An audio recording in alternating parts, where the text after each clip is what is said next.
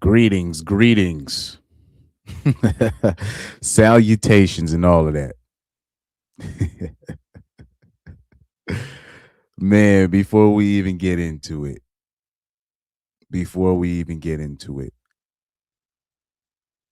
I'm already going to ask the question. Should I watch Inside the Manosphere by Louis Theroux?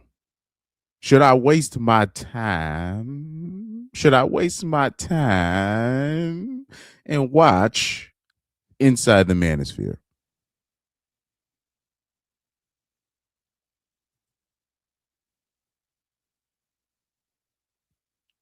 Zero G, I'm going to send you the link. He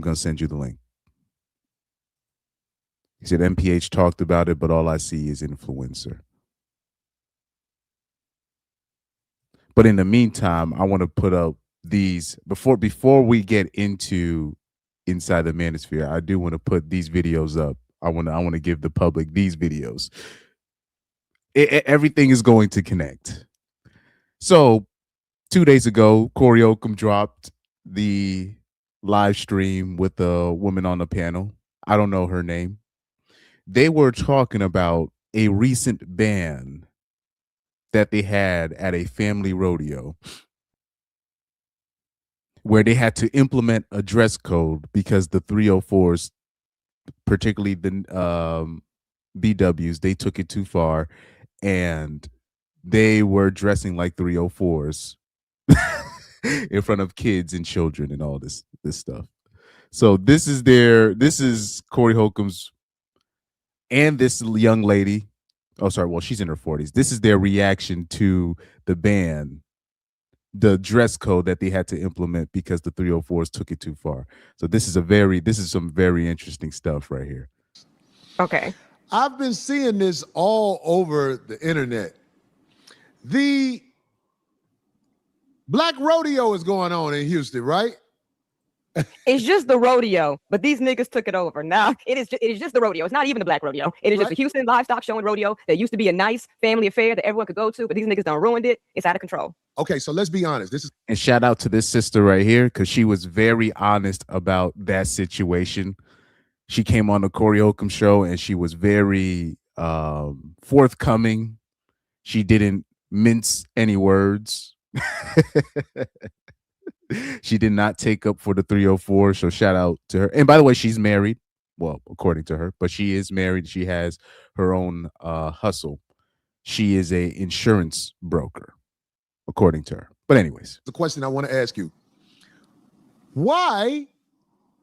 And try to answer honestly, because we try to be nice to people. But why was a dress code? Pyro, shout out to you, man. Thank you for tuning in, as always. Livestock show and rodeo that used to be a nice family affair that everyone could go to, but these niggas done ruined it. It's out of control. Okay, so let's be honest. This is the question I want to ask you. Why? And try to answer honestly, because we try to be nice to people. But why was a dress code suddenly enforced in the middle of the rodeo? Because these girls are walking around with cheeks out, areola showing, like damn near wearing strings out to the rodeo. And it's supposed to be a thing for families to be able to come to. Like I have a 10-year-old son. I don't want my 10, he's starting to get a little older, liking girls and stuff, walking around. All you see is cheeks and titties, and they have like the kid affairs there for the kids to go and, ride little cows and everything and to, do all the stuff. People didn't want their children out there. Listen, I get it. This is what I'm saying. It's like, I think it is cowardly to want to be a whore, but denounce being a whore. Mm-hmm. Everything you do has whore on it, but then you denounce it when you're called out for being a whore. This is facts. Facts. Facts.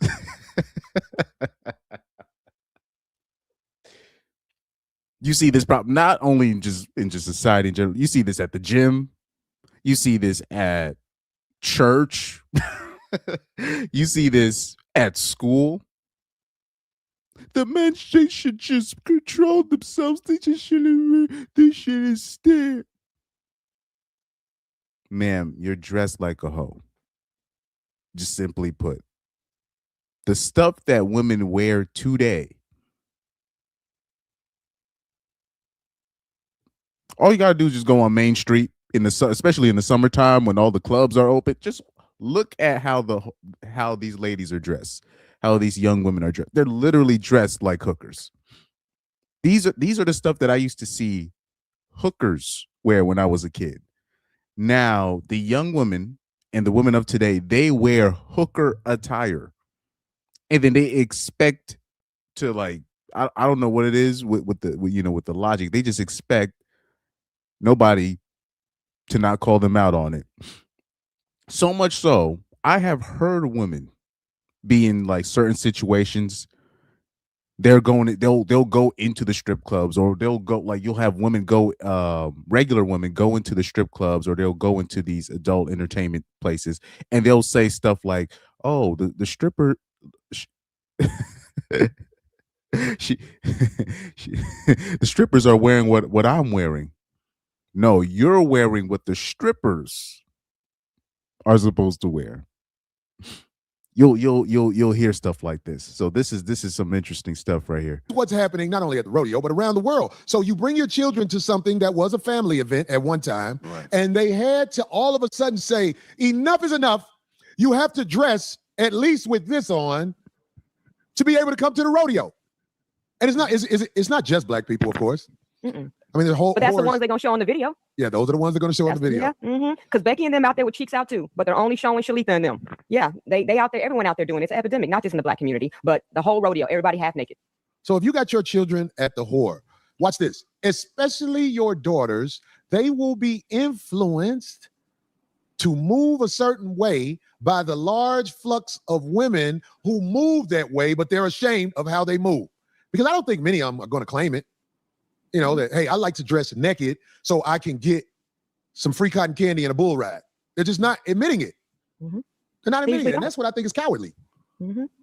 Stand Like, 10 toes on it.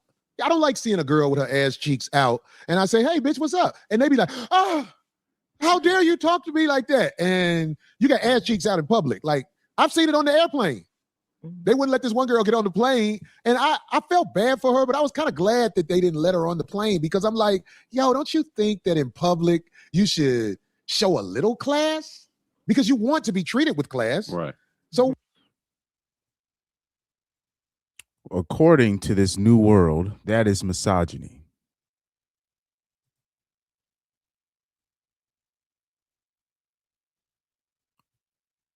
According to this new world, that is misogyny. I was talking to some of the people that I work with last night, and I was, being honest with them. I said, sometimes I do feel like a dinosaur, because I do think of things in a certain way. I still be calling women broads, right? I still be saying this, or I'll still be saying that. I'll still, not necessarily anti-LGBT, but it is what it is. Sometimes I feel like a dinosaur, but maybe if we're actually honest with what we're doing with our actions, maybe we can come to some kind of compromise, right? But the response that I got back was, I understand what you're saying, but basically they were telling me that I still need to change, or the older people that think a certain way, they just need to fuck off and die. Right. This was the reaction that I was given. Now, they were nice to me about it, obviously, but they were saying that, oh, my grandpa or the people before me, they need to, they don't know what they're talking about. They're not progressive, and they're not, This is why when we have these things, we have these documentaries, we have these, right, Surviving R. Kelly, we have Inside the Manosphere, and Surviving Never. These are all disingenuous, attempts of trying to put a message out there, because they're trying to push an agenda. They're not trying to compromise. They're not trying to see things your way. The reason why I brought up this video with Corey Holcomb, right? You have the women dressing the way that they're dressing. You have the women just they just want to dress how they want to dress, and you just have to accept it. It's the new world. There's no negotiating with what they think the world should, what the world ought to be. And it's really nothing productive. They're not trying to push anything productive. The only thing, particularly with the women, what they're trying to push, they're just trying to push to not be judged, for them to be a 304 without any consequences. Because at the end of the day, if you want to be a 304, you can be a 304. But once you get called out for being a 304, they get mad. But I'm like, you're doing 304 things. So let's make a documentary shaming men for calling out the obvious. And let's take the most extreme sides, the loudest voices of the manosphere. And let's create this narrative that these guys are the extremists. You're gonna see it. You're gonna see. I'm gonna show you a couple articles just to show you. There's no. This is all disingenuous attempt at of pushing a message, or a so-called positive message, or exposing something. No. Lazy journalism, right? So what I'm actually gonna do, because I might do it, because I don't think I'll have a whole bunch of detractors, but to any detractor, I might open the panel. I might. The only thing is, I feel like if I open the panel, like OD opened the panel, it might take up a little bit more time than I thought. And I don't want anybody, like, most people are very disingenuous. So I don't know if that's a good idea to have a detractor come on the panel. He said, I remember Zero G Tactics says, I remember when Vice rolled up to the Taints, the Taints house in Romania. This is all a disingenuous attempt, right? We want to understand what the manosphere is like. No, you don't. Now, so far, what people are going to have to explain to me, right? Is this going to be a series? Is it just one video? That will be my question to the audience, because I'm not sure how this is going to work. Is this going to be like a 5-part series? Is this going to be a 3-part series? Is this going to be a 2-part series? Or is that the only video that they have? Because if that's the only video, this is probably some of the worst piece of journalism that I've seen in quite some time. I didn't watch Inside the Manosphere, but I'm trying to be convinced. Should I waste my, like I said, should I waste my time? Should I patronize Netflix? Because I already know Netflix are the biggest winners in this. Should I waste my time and watch Inside the Manosphere? Tenacity 38 said, this is to distract and cause confusion. This is also why I didn't watch Surviving R. Kelly. Because when I saw initially Surviving R. Kelly, in terms of, oh, we're announcing this, I was like, oh, here we go. They trying to get I'm like, here we go with this old BS. They trying, and I knew what they were trying to do. They were just trying to find a way to lock him up to get his masters. But I'm like, man, I'm not gonna watch this. And according to the normies, his ex-wife was probably the biggest part of the whole docu-series, and all she did was join the team of loser hoes that had something bad to say about him when R. Kelly stopped paying these people, including their families. Drea Kelly, I'm talking about. So I'm like, it's giving me that kind of vibe, right? Surviving Neverland, right? These are all hit pieces. But I need somebody to somebody needs to, if somebody does have information about how the series is going, what the series is going to be like, please educate me in the chat, or if you do have information, I will send you the link, and then you can join the panel for today, because I didn't watch the series. You just join the panel and then tell me how they're going to line up this series. How are they going to do it? If it's going to be a 3-part, is it going to be a 4-part, 5-part, right? But I'm not convinced to waste my time and watch it, especially since they're bringing up names like HS Tiki Taki and Myron Gaines and Andrew Tate in the city of Miami. This is ridiculous. Why not show a little class?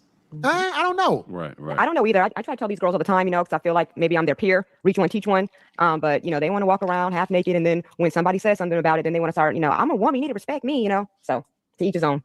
That's how they're gonna be. I think that if a lot of attractive women were at the rodeo half naked, then, now this is just me.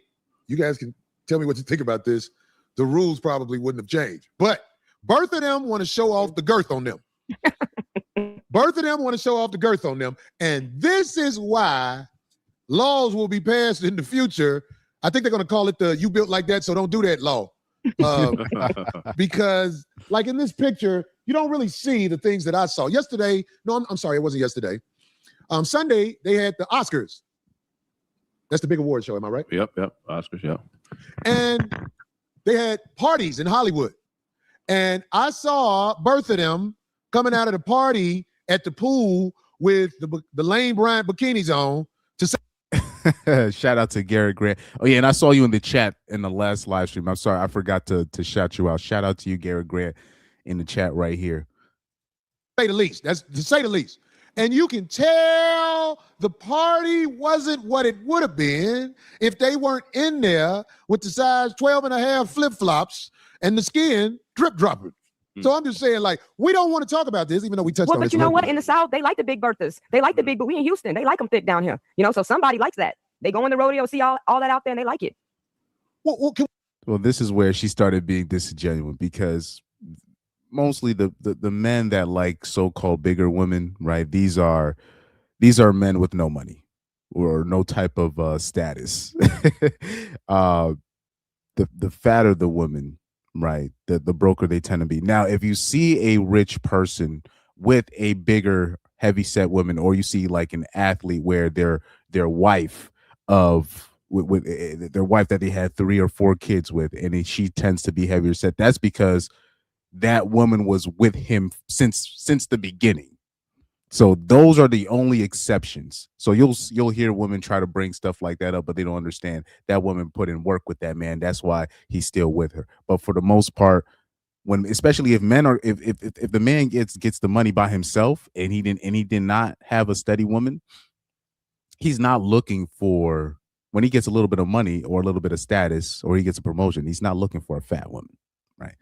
So all that, oh, she ain't a lady if she ain't 280, this is all, cope from broke men. No disrespect, because I'm broke too, but I'm just saying I ain't looking for that. We talk about that because I know, because I'm a skinny woman in the South. I grew up in LA, but ever since when I first came to the South, I wasn't popping. These girls, I work at a dating show, and they be like, 180, she's a lady, 210, let me in. That's what they say about the weight. They like thickums. Yeah, wow.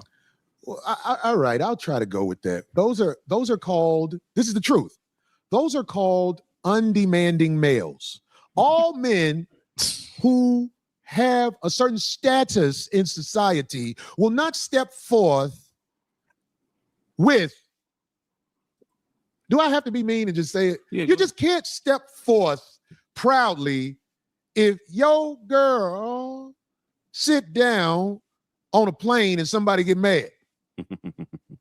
See, if your girl on a flight and somebody is sitting next to her, they're supposed to be like, hello. Right. But some of these girls are built in a way where when they sit down to somebody next to somebody on the plane, people be like, ah.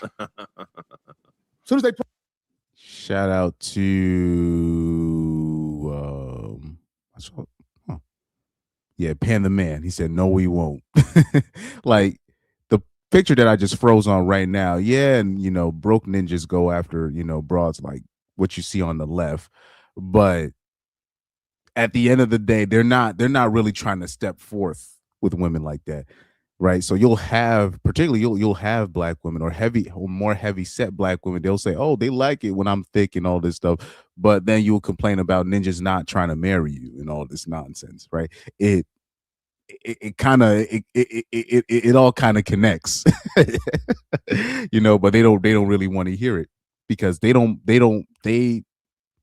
mind the attention that comes with being supposedly thick. press the button, they'll be like, she needs a seatbelt extender. Okay, this is what I'm saying. Hilarious. I mean, it's okay. So we can act like big girls are popping if we want to be nice. But the truth is, those are undemanding males. And when you see them, you get it. Now, I ain't gonna lie. I knock down a big girl every once in a while.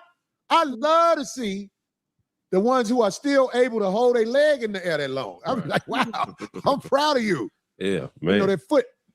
Yeah, There's something about that foot with a big girl. the Lane Bryant foot is irregular. But I'm just saying, so we give big girls. Like I said, it's a fetish at best. Man, this is why Corey Holcomb gets so much hate because he gets too descriptive when he starts roasting.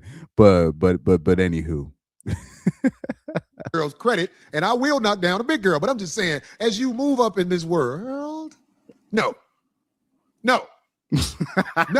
We in order to fit in the way we want to fit in society, we have to fight off the bulge. This is the truth. If you want to be in society as a person who can just show up, you have to fight off the bulge. When I say show up, I'm talking about like, if you don't let yourself get too big, you can just pop up somewhere and throw on something. Right. Have you noticed? Like, am I making sense? Yeah, I know what you're saying. When you haven't let yourself go, you fit in so many places. When you have let yourself go, you limit yourself in a lot of ways. And we need to stop pretending that it's okay to be obese. It's not okay. You have fallen, because I was obese at one time. I fight that fat nigga off as best I can. I'm still fat. Right. But I'm saying, like, to get to the point, I was 280 something at one time. Yeah, that's big. Yeah, that's a fat motherfucker. I seen the pictures. I'll be like, God damn, my head fell off. So these big girls, we give them credit for what they worth. But the truth is, nobody want no big old fat bitch. But yeah, society and you're on the internet and you say one thing, oh, you're fat shaming. But when people talk about me for being skinny, you know what I'm saying? It's supposed to be acceptable. On one side, if you talk about a big bitch and it's like, oh, you're fat shaming. But people come talking about me being skinny, it's just acceptable. So the internet, society is going to keep pumping people up and making them seem like it's okay. By the way, if any ladies end up listening to it, I know there's probably going to be one with some common sense. And if you have a woman in your life or a so-called friend and she is advising you to shave your head, to gain weight, there's nothing wrong with you being fat, that she is actively sabotaging you. If she's advising you to get filler and you're the age of like what, 20, 21, you're in your early 20s, you're 19 years old and you got older women advising you to get filler or Botox, she's hating on you. One trend that I've been noticing, these is ladies, 18, 19, 20, 21, 22, early 20s that are getting stuff injected in their lips and they're in their early 20s. And my reaction to that is like, yo, who told you to do that? Because I know a man did not tell you to do that. A man did not tell you to inject something in your lips. All these new young ladies, like the new young ladies coming up, they all have that same look because they're doing something with their lips where they're making their lips like chubby or poke out or do something. I brought up the example of the one Spanish broad on IG who was very beautiful. Like she was a legit 8 out of 10 or a 9 out of 10. But she did something to her lips where basically she looks crazy now. And when I'm looking at her, I'm like, Who told you to do that? Like, I'm like, your boyfriend did not tell you to do that.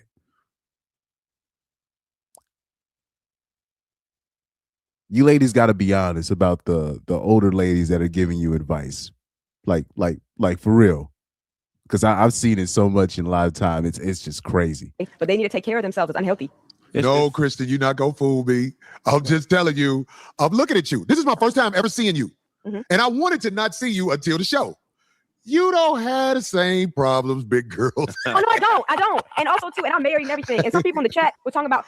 So now let's move on.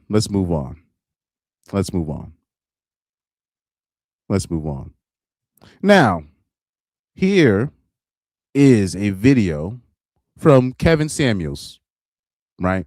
This is the only video that I ever made from Kevin Samuels, right? That I ever reacted to by Kevin Samuels. I made a video in 2022 with this same exact clip that I'm about to show you, because for some reason most men they kind of looked over this, or they just kind of just dismissed it. In this same clip, it was a 2 or 3 hour live stream, and in that 3 hour live stream there were other viral clips in that live stream, but for some reason they missed this clip. There was like another clip in this live stream where it was a single mom of 5 asking why she didn't want a high value. Like, that's just all whatever, that's nonsense. But this clip right here, this always stood out to me. This one right here, this came out in 2021, right? Yeah, 2021. When Kevin Samuels died, I brought up this clip right here, and this relates to Inside the Manosphere, believe it or not. This relates. People will talk about, the misogyny, what men need to do,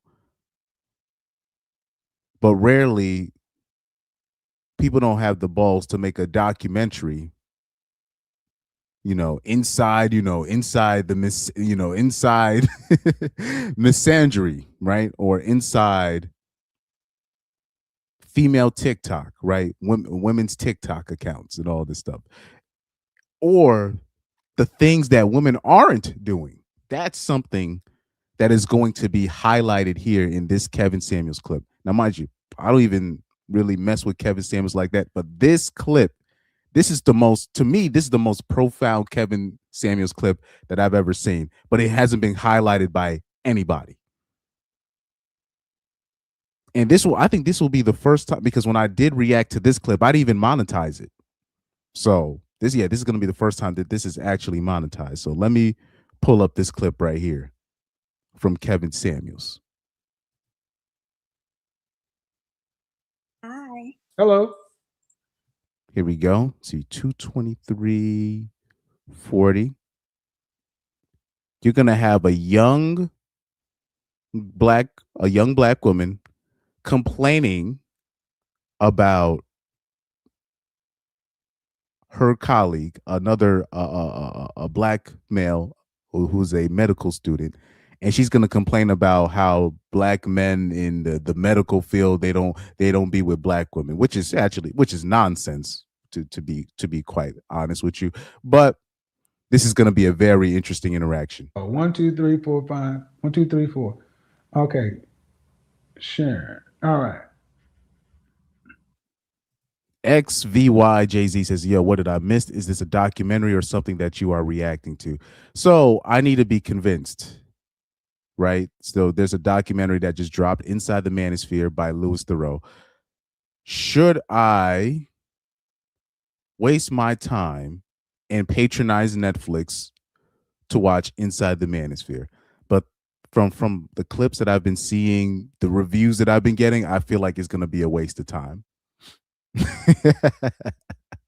But I showed a couple of clips just to highlight. Sorry, the first clip I showed was a Corey Holcomb clip, just to show you an example of when women are highlighting, stuff like inside the manosphere, and people are trying to say the manosphere this, manosphere that, it's all disingenuous. They're not trying to compromise. They're not trying to reach some middle ground. All they're trying to do is shame. This is why I think it's going to be a waste of time. And I already know if you're going to make if it's going to be somebody like a Louis Theroux talking about the manosphere is toxic, all they're going to talk about is Andrew Tate and Myron Gaines.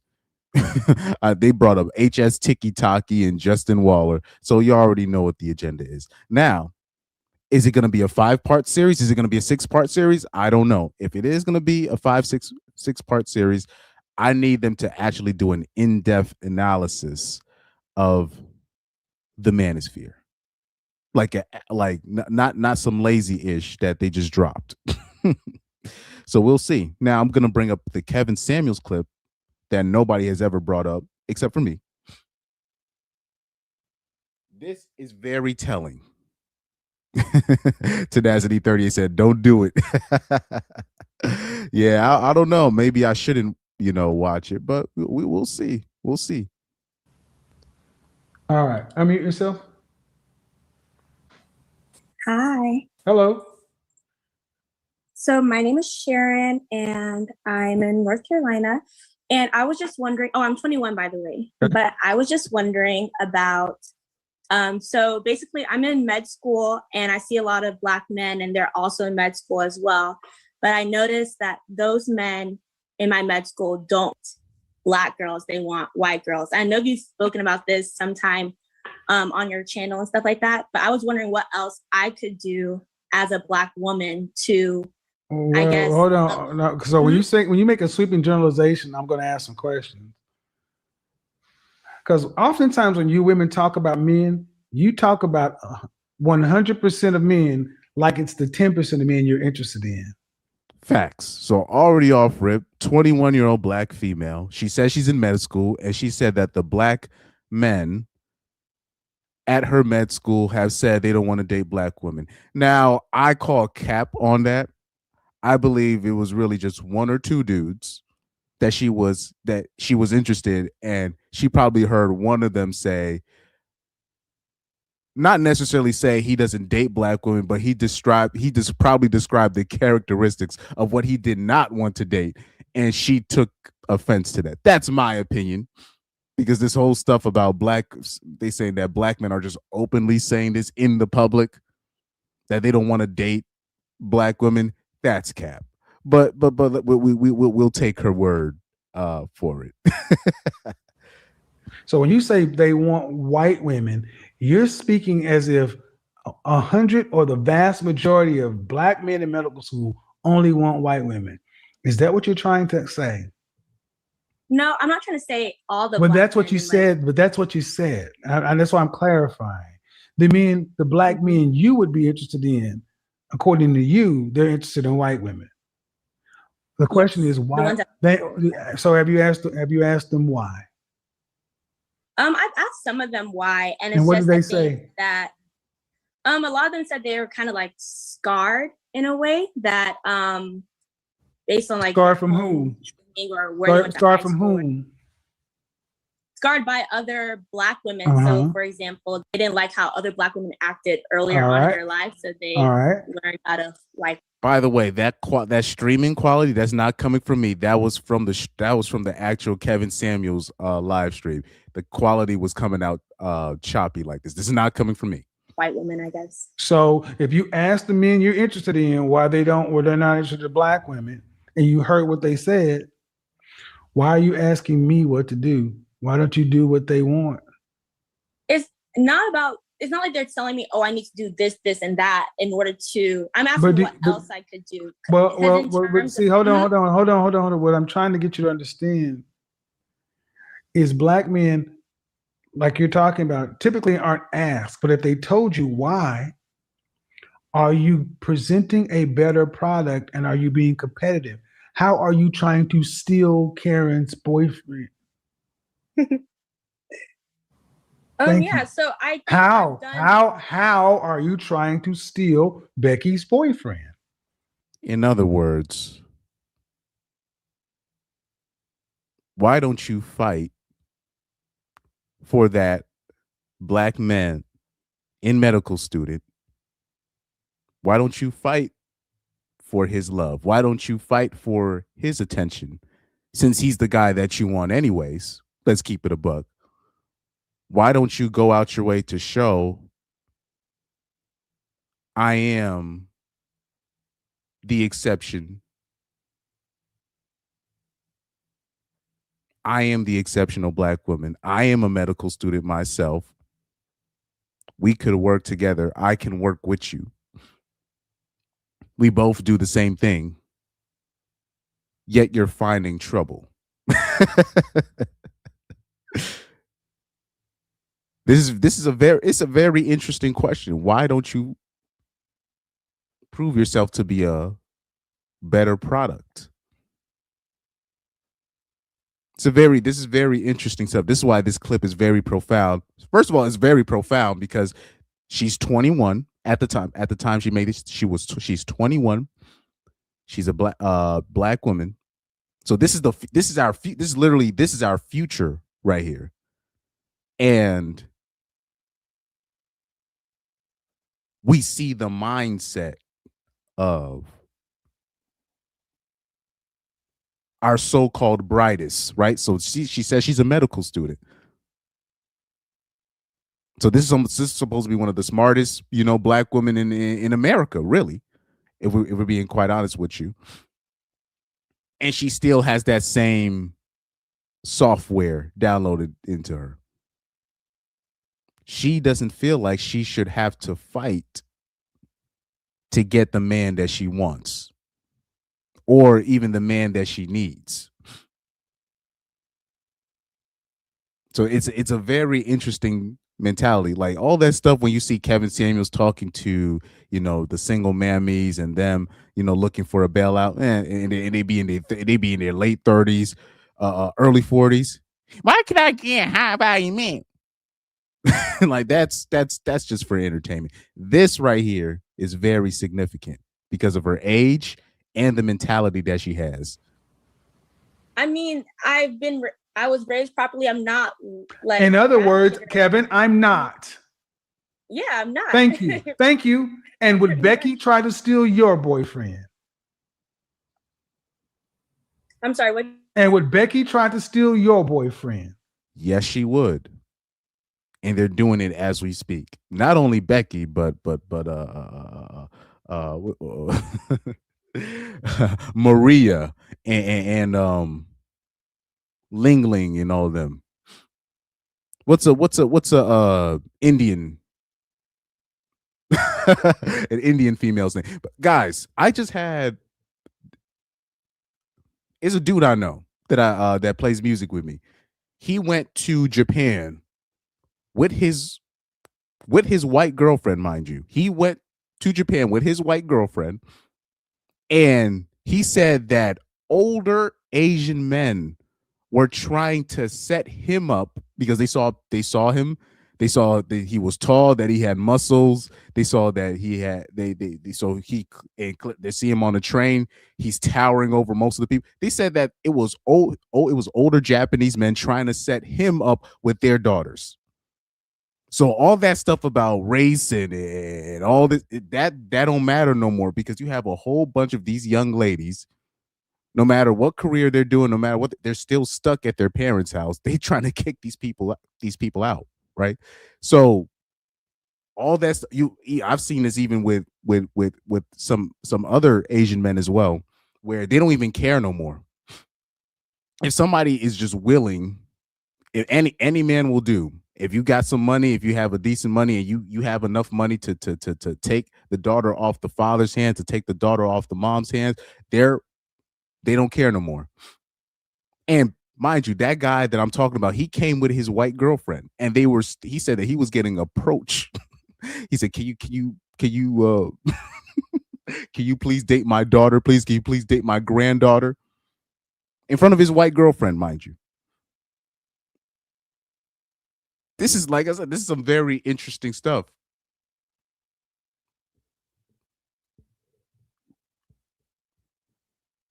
But the BWs in America, they just don't see a value in a guy that I'm talking about.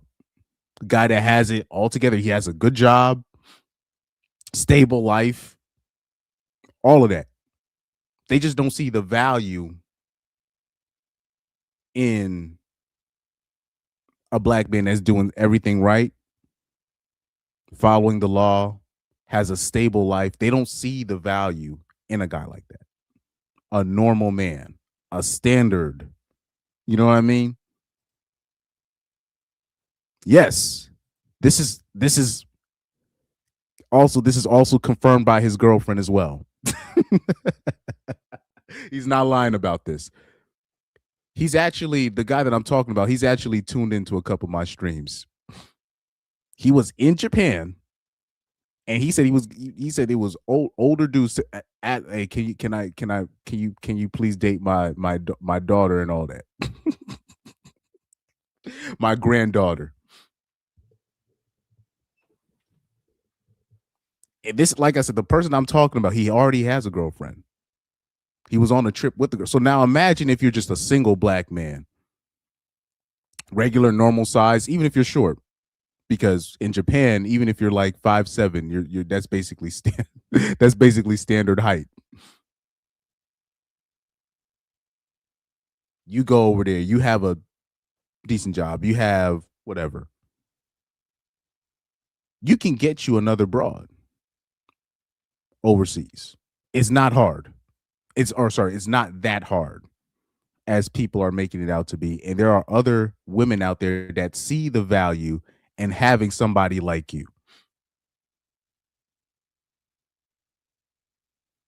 This is happening as we speak. He said, "Can you take a second wife?" Yeah, look, and like they don't care that his white girlfriend is right in front. They don't care, because at the end of the day, that's his girlfriend. That's not his wife. And Kevin Sam is about to also bring that up in a little while as well. So this is very interesting. Mm-mm. You don't think? Excuse me. I mean, I feel like she would try it, but No, I didn't say no. I need you to listen real carefully. Mm-hmm. Would Becky try to steal your medical student black boyfriend if she were interested in him? Yeah, I think so. Thank you. That's why you lose. Mm-hmm. You're calling a 52-year-old man to find a way to not compete.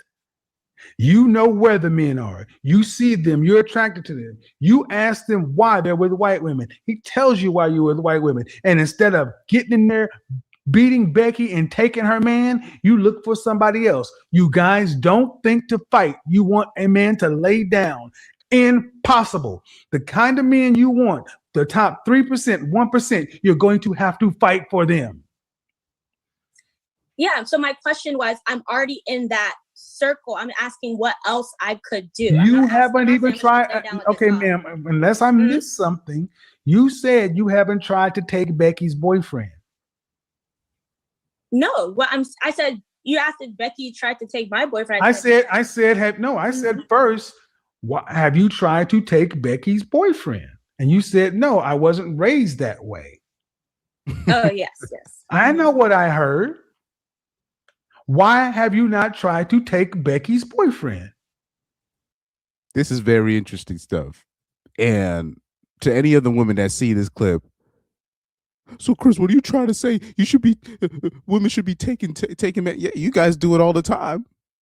I bet you if it was trust me, first of all, I bet you if another woman tried to take her broke sneaky link, because let's be honest, she has a sneaky link. If she had, if the guy was a SoundCloud rapper with a little bit of with some weed, with a little bit of clout, she would fight for that. If it was a hood ninja that was blowing her back out, and then if Mari Soul tried to steal that from her, she would fight for that. Why not fight for a black man in the medical field? You both do the same thing.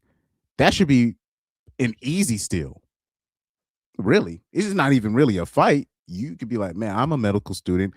I'm willing to do what you. We both do the same thing. Let's work together.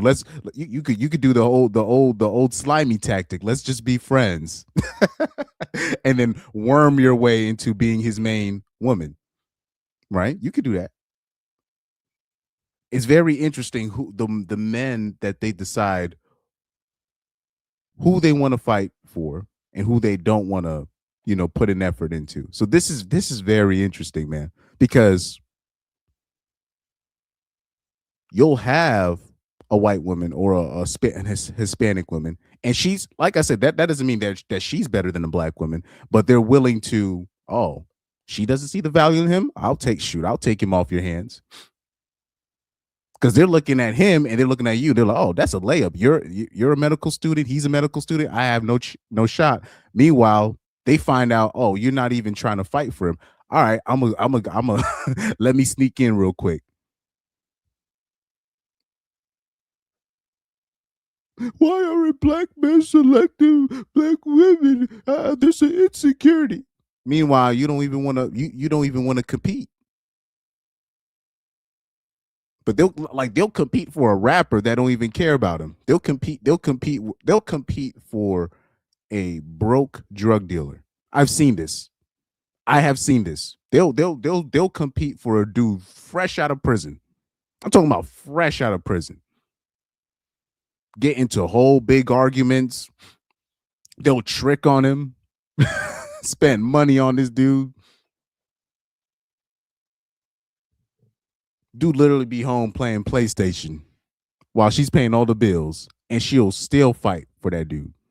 But you don't want to fight for a black man in that's going to be a doctor that has his stuff together, and because of a slight disagreement, a disagreement in philosophy, it looks like I don't stand a chance. Come on now. Thank you. Thank you. Thank you, black man. I want you to hear what she's saying. Just because it comes across sugar and spice and feminine, still look for the bullshit, because I shouldn't have to fight for you. You should be a 1% black man sitting there unattached, waiting for me. Bullshit. Fight for him or buy a dog or get a lesser man. That's the answer. Now, what are you going to do? You going to fight for him, or you going to get a lesser man or buy a dog? Those are your options. Mm-hmm. But let's keep it a buck. She's not telling the whole truth about the situation. He didn't say. I'm pretty sure that the black man in question, right? First of all, that's not the only black man in that in her class or her her medical field. Let's cut the gap. This is the one black dude that she liked, and he did not say, oh, I only date white women because of he just said, he probably just talked about the characteristics of the women that he would want to date, and she was offended. Because you'll have like a black woman ask you, okay, so what are you looking for in a woman? You'll be like, well, I want a woman that's in shape, a woman that's humble and all this stuff, and they will take offense to that. They will think that's an attack on them if you say that. And then they will come back here. They'll say, these guys don't want to date black women. And they never, and those guys never said it. It's rare that you're going to have a guy in public say, I don't want to date black women. That's rare. That's rare. So I believe that's what really happened. But if we're taking her at her word, she actually looks worse in this situation. Because why not fight for a black man that has it together, is a guy that you want, supposedly? Why not do what you're supposed to do and try to earn favor with that guy? Very interesting stuff. What are you going to do? I'm going to fight for him. Then go take Becky's boyfriend, and don't ask me what should you do if you happen to find one that is unavailable. The unavailable or unattached guy ain't the one you want. Uh-oh. Every man you want is wanted by another woman. Knuckle the French toast up. Or watch Becky walk down the aisle and laugh at you.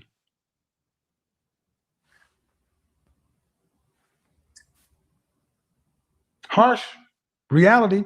But you said it. Becky would fight you. Becky would try to take him from you, right? Why don't y'all learn from Becky? Because the black man ain't nothing to be fought over.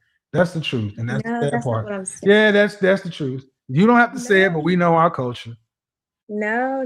All right. That is the cold-hearted reality when we're talking about the dynamics between the black man and the black woman in the United States. The black women they don't see the value in trying to get a black man, right?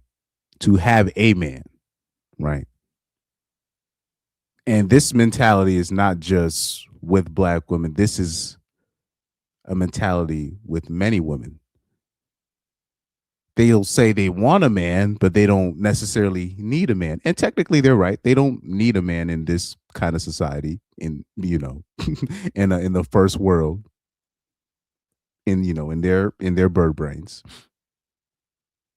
But this is the mentality that most men are already coming up against. You're trying to date women that really don't want you.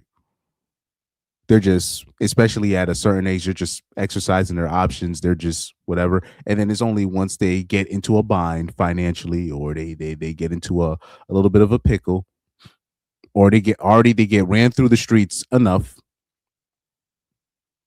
5 abortions in, 2 kids that she kept in. Then she's, oh, you know what? Maybe I'm gonna look for an ecclesiastical husband. No disrespect to Andrew Wilson, right? Now all of a sudden she wants a man. Harsh. This is harsh. This is low key kind of black pill what he's saying.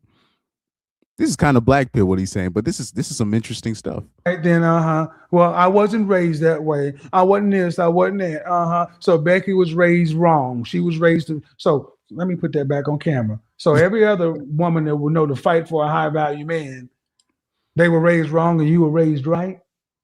No, what I said was, and not just to fight for a man, I wasn't raised to just intrude on that type of stuff. I said I wasn't raised. What do you mean intrude? That's cap. That's cap. Stop. What do you mean intrude? Look, ma'am, either you're single or you're married. But let me help you with something. My aunt helped me get over this bullshit when I was young. I'm going to help you. You ready for the help? Mm-hmm. Sure. My aunt told me, you try to play too nice, Kevin. Every time you find a woman that you like and she has a boyfriend, you try to do the nice and honorable thing and go find somebody else. That's a formula for being nice and alone. Unless you are married, you are single.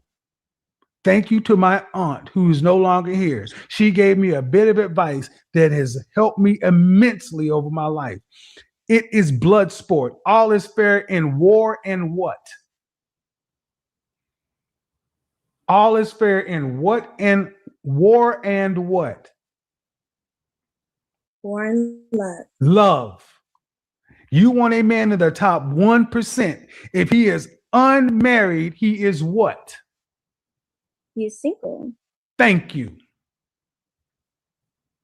Tell me what you weren't raised to do. You were raised to not fight for a black man, is what you were raised to do. And I'm checking that shit.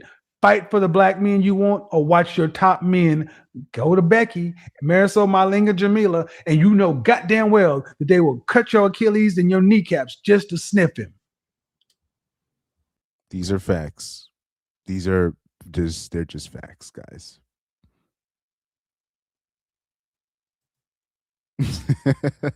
Low-key, that was kind of black pill, but that was my favorite Kevin Samuels clip that I've seen.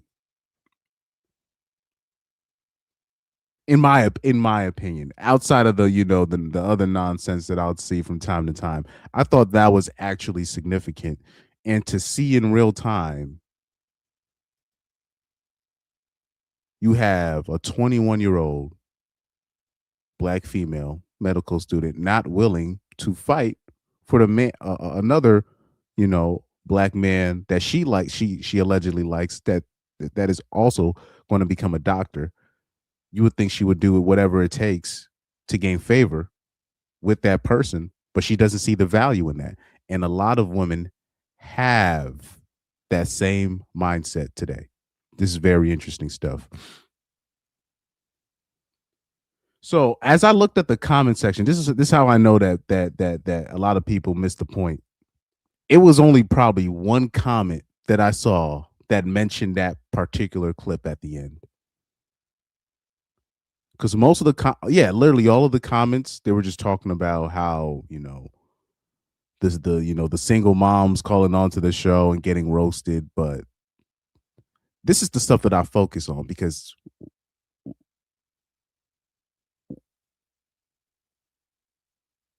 the reality is I really don't care what, a woman over, the age of 32 is trying to say about when it comes to, mating and who they need to marry and generational wealth. That your time is done, ma'am. No disrespect. Your time is finished. This is the demographic that you need to focus in on. She's 21 years old and already with that kind of with that kind of mentality. Meanwhile, you're having women, even of different races, being told by even their parents, look, if you see a black man, if you see a square black man that has his life together, that is a very valuable man to have, because that man is literally going to be so square. He's going to be over prepared. He's going to do the most, because he's trying to fight not necessarily just his community, but he's trying to also fight a stereotype. He's trying to fight all this stuff. That guy is going to be, this guy is a option. He's an option to have. So there's a lot of women of other races being told about this type of black man, right? And that how that type of black man is not even valued in his own community. So those guys are getting targeted, actually, if you think about it. But what else are they going to do? What else are they going to do? You expect those guys to just wait? Just wait it out. Those days of just guys just waiting out black women for them to go through the streets, and then those days are over. They're just going to date another race.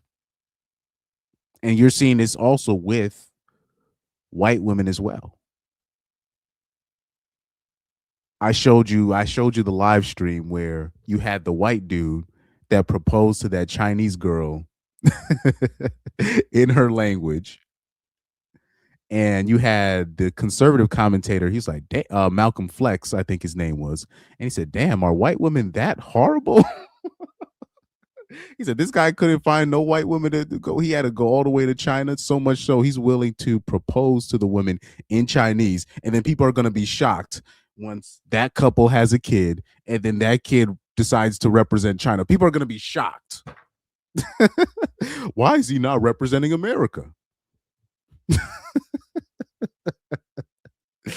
Oh man. Anyways, yeah, when that child was the product of that American man and that Chinese woman, once the kid grows up, they're just going to be shocked. Why? Well, the kid went through American schools. Why isn't the kid representing America?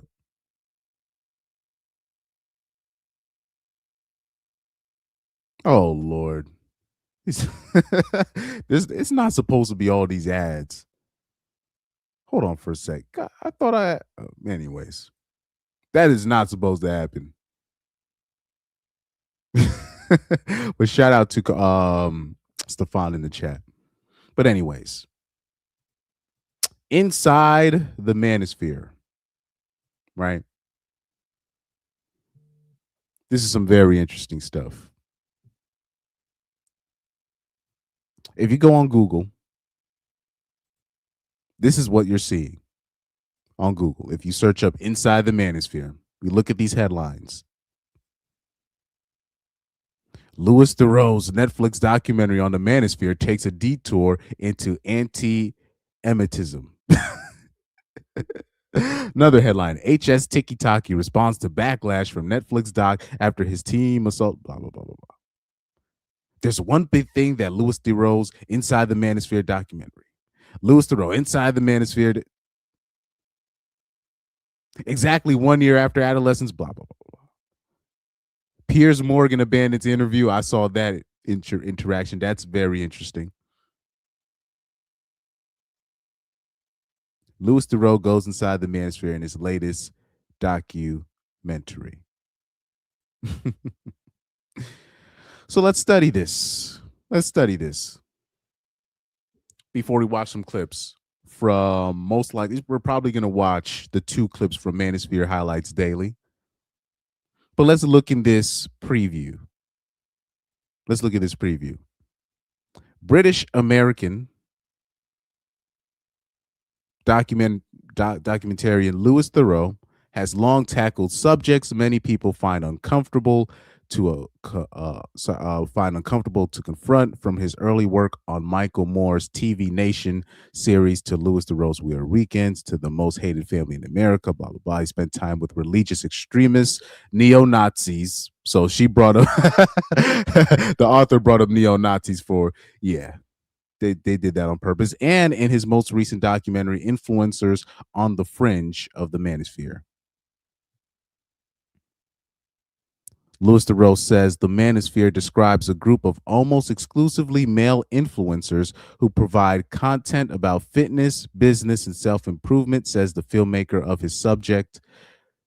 Many of them are relatively mainstream, but at the edge is a community of figures whose views are much more extreme, and that's the focus of the documentary. So already up front, they're telling you we are going to hone in on the more extreme figures of the Manosphere.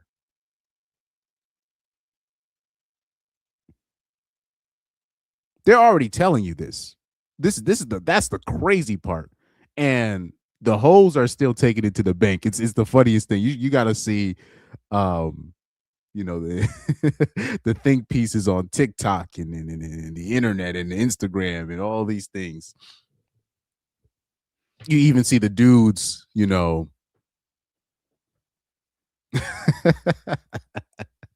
try to talk about this.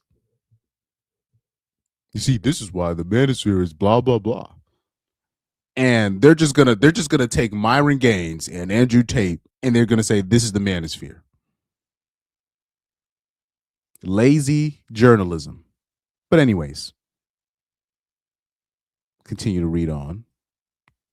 See something real quick. Okay. As Theroux interviews some of the leading social media influencers and podcasters who profit from and spread controversial ideas from the most extreme fringes of the Manosphere. Those in the Manosphere embody a swaggering machismo, says Theroux, that is at turns misogynistic, homophobic, anti-Emetic, and racist. Increasingly, these aren't figures on the margins. Anyone who's got kids, and especially boys, will know that they are making inroads into the culture. Their influence is being felt in schools, in the workplace, and all across the internet. Yeah. But it's crazy. Excuse me, guys. It's crazy how they're already telling you we are only going to focus into the extremists of the so-called Manosphere spot.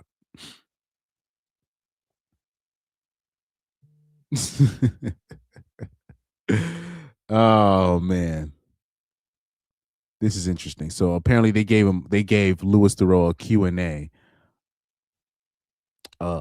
Q&A about this. Now I'm not going to watch this specific clip because Netflix is very sensitive about playing their stuff.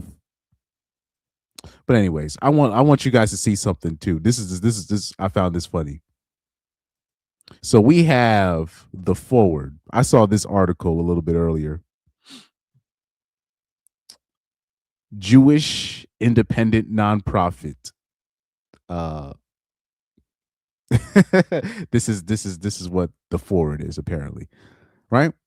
I want you to look at this first paragraph by whoever this chick is, Myra Fox, right? This is very interesting.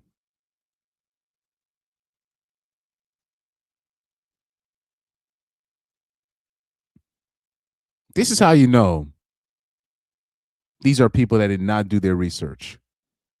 If you look at this paragraph right here. I'm probably going to have to zoom in. Let me see if I can zoom in. Here, it says the Manosphere includes both mainstream creators like Joe Rogan, as well as extremists like Andrew Tate, who was arrested in Romania for sex trafficking. Now, already, when I'm seeing a sentence like this, I basically have to dismiss your whole opinion. First of all, Joe Rogan is not in the Manosphere. That's like saying Theo Von is in the Manosphere.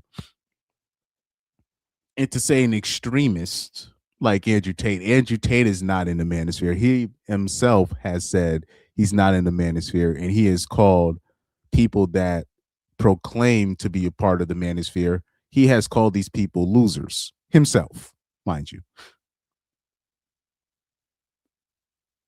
So already, when you're seeing stuff like this,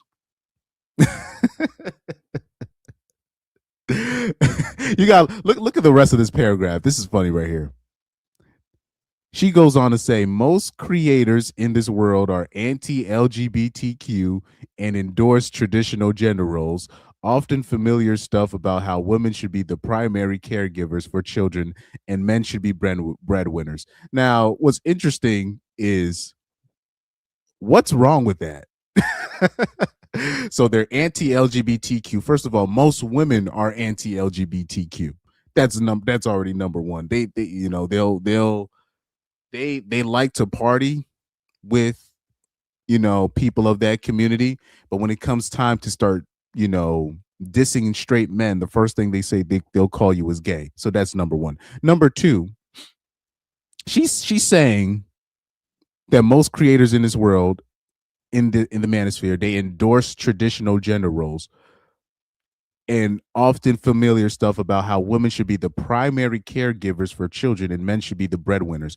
What's wrong with that? What's wrong with that? Is that a crime to be a man and you are a person that is pro gender roles and you believe that women should be the primary caregivers, meaning they should be the ones looking after the kids? Is that a crime? There are men that do that today.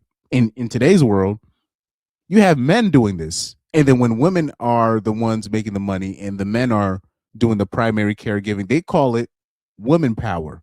They call this a new world. But if a man is pro traditional gender roles, if he has the money to set up an environment like this, what is the crime in that? But it just shows you the mentality. They believe taking care of your kids is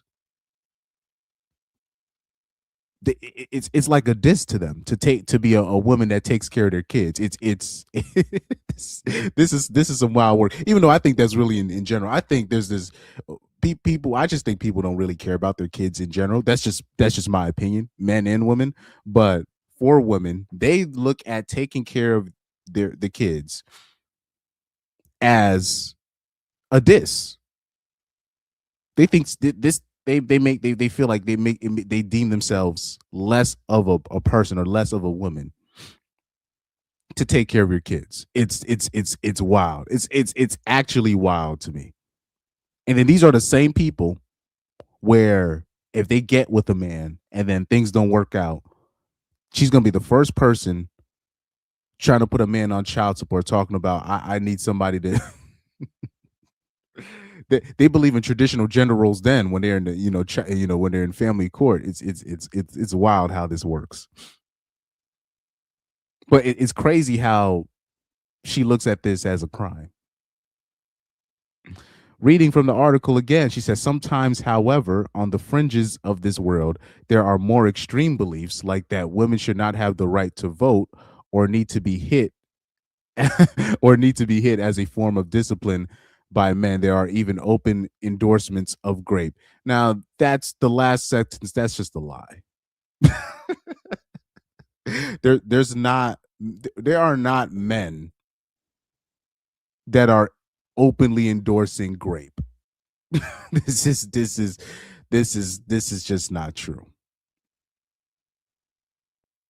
In fact, you have men that are telling women to stop reading, certain books that actually endorse grape, but they'll never stop. They'll never stop reading 50 Shades of Grey. They'll never stop, watching movies like Worthington Heights, sold out movie. Got BDSM related books.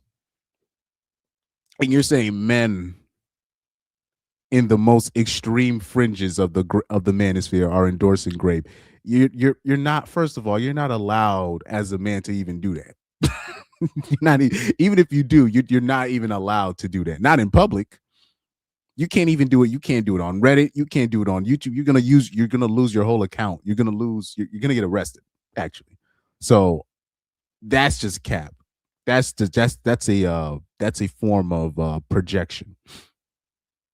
Now, in terms of women shouldn't not having the right to vote or need to be hit as a form of discipline, there's many people that believe kids should be hit as a form of discipline. Does that make them anti-kid? Does that make them a predator? So if you believe that your kid needs to be hit, does that make you against your kids? Is that what we're saying now? Now, in terms of the right to vote, me personally, I don't think women should have the right to vote. But that's not going to happen because there's too many women in politics. They have too much of a say in politics for them to, quote unquote, repeal the 19th. That's never going to happen. That's a pipe dream. I see a lot of dudes. They'll say this that oh, they need to repeal the 19th. That's never going to happen, guys. Just keeping it a buck with you. That's not going to happen. I just believe, and me personally, I think most people should not have the right to vote because most people that vote, they don't really have skin in the game. Or most people, in my opinion, are not educated enough on who they are voting for. People vote on emotions and not policy. They vote on personality and not policy. You know what I'm saying? So it's like that's just me, right? And when you look in the past, there were women before women had the right to vote. There were other women that were against this because they were looking at, look, if we end up having the right to vote, they might end up, putting us in the draft. So women were looking at stuff like this back in the day. So you had women that were actually anti, look, well, let's stay in our place because now if we do this, we're going to have to actually put some real skin in the game. And this actually is not as beneficial to women as we would want. So when I see stuff like this and, a paragraph like this, an opening paragraph like this, I basically dismiss the whole article. I basically dismissed the whole article. But if you guys if you want to read the whole article, you can go on the forward, the Jewish independent nonprofit article, and see it for yourself. But I'm not reading that article. When I see stuff like this, I basically dismiss it.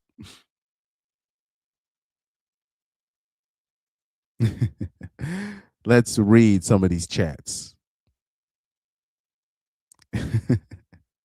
Yep.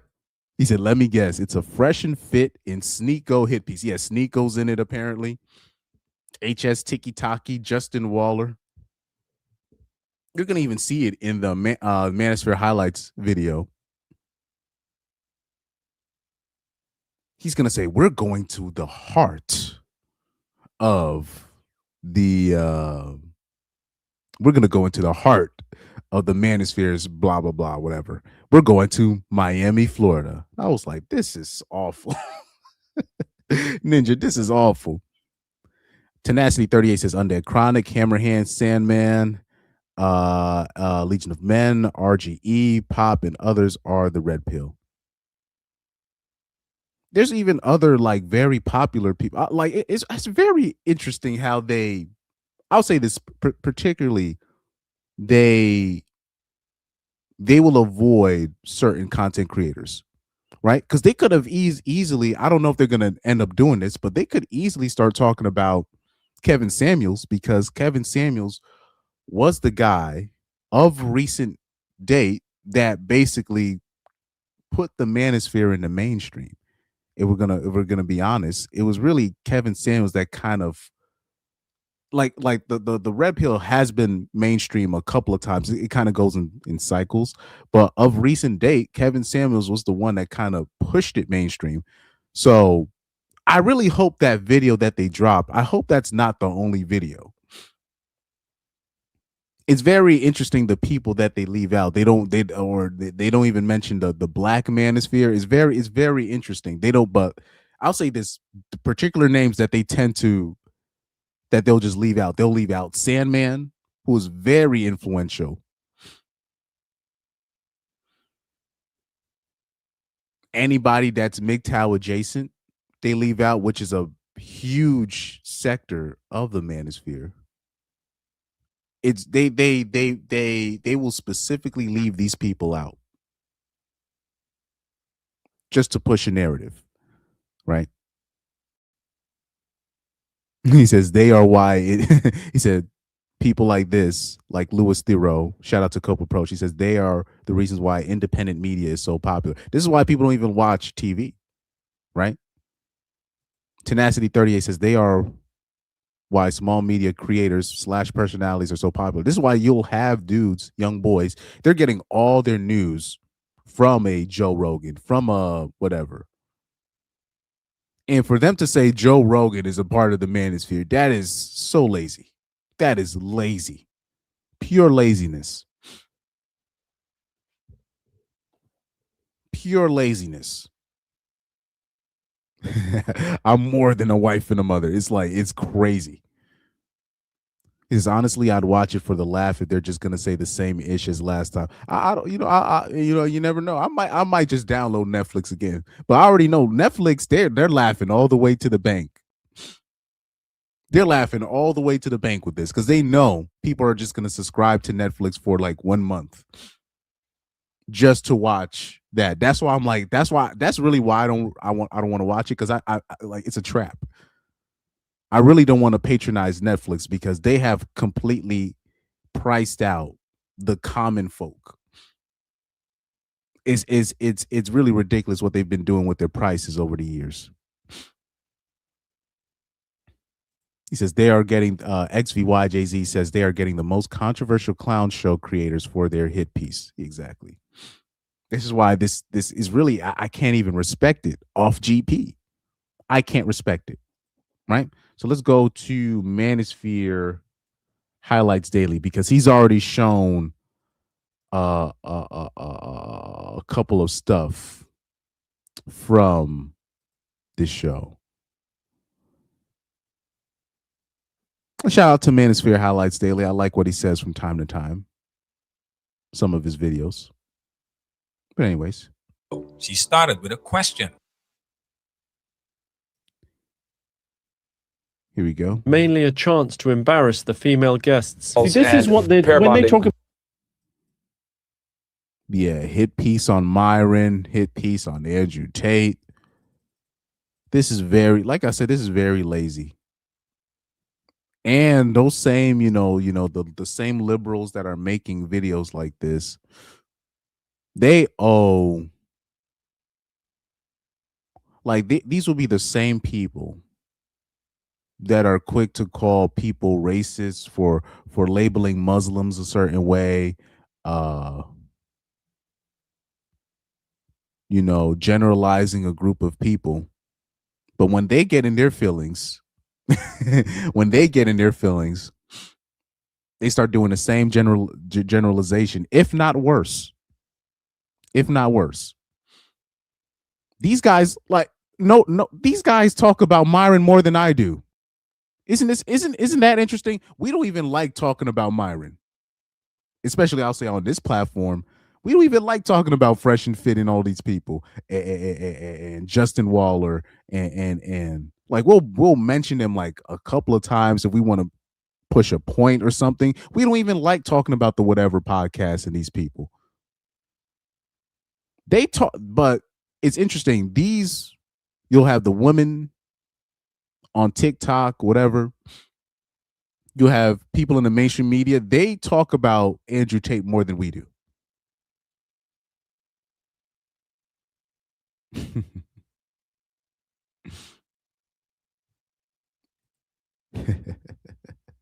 Says there's always the high seas if you really want to watch it. Okay. Let me see this real quick. The format seemed mainly a chance to embarrass the female guests. This is what when they talk about misinformation on the internet, this is what they're talking about. I'm a huge Trump supporter. I have this stuff everywhere. I just came back from... So now, obviously, they're going to link it. Oh, these guys are Trump supporters and all this stuff. Like I said, very lazy journalism. But anyways. The inauguration. I've been a Trump supporter since 2015. You know, men invent, build, and maintain society. That's a fact. You know, and but women do that too. Okay, 921, 922. Theroux, hit one. So can somebody please answer me this? How is HS TikTok considered Manosphere? Am I missing something? Maybe I'm missing. Maybe I don't know what I don't really know what content he makes, but I be seeing him on Kick and Twitch. I know he's made a couple things with Zerka, but even Zerka, those guys are not Manosphere. This maybe I'm missing something, but maybe I need to get educated. But HS TikTok, these guys are influencers at best. They're not Manosphere. They might like some things that are, you know, they might like some certain talking points, but I wouldn't consider HS TikTok. Yeah, he's more of a streamer. That's what I thought. So I was like, I saw it. I'm like, HS TikTok. And then, mind you, didn't he get into a fight, like a full blown out fight, a fist fight in Miami with Zerka? So I don't, but you know, but at the same time, you did say he is British. By the way, I saw that video between him and Piers Morgan. I was laughing so hard when I saw that.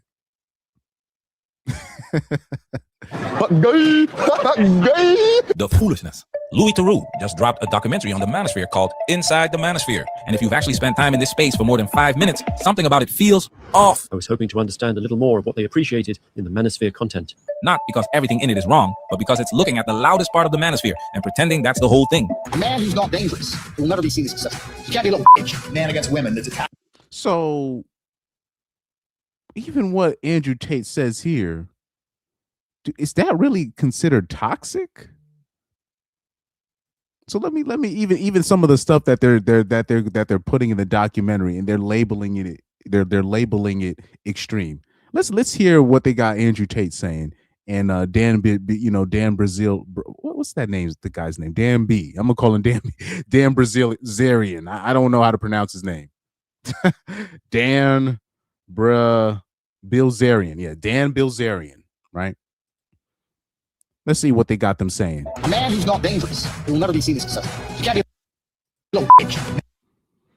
So Andrew Tate says a man who is not considered dangerous will never be considered successful. I've heard women say this, so I don't understand how that's seen as extreme, but okay. Man against women, it's attack on masculinity. if your bitch is going to a club and you said no, destroy her life. Now here's where it gets interesting. Back in Interesting. 2017, Cassie Day made a documentary called The Red Pill, and she did something Theroux never really attempts. I was trying to understand how these, what I perceived to be women haters, could have so many followers. She tried to understand the people she was interviewing. One of these documentaries tries to understand men. The other tries to warn you about them. One struggled to get screenings. The other ended up on Netflix. And that contrast? So I do know about that documentary, the one that Cassie did, but the difference is the reason why that kind of struggled to get off the ground because she actually interviewed real actual men.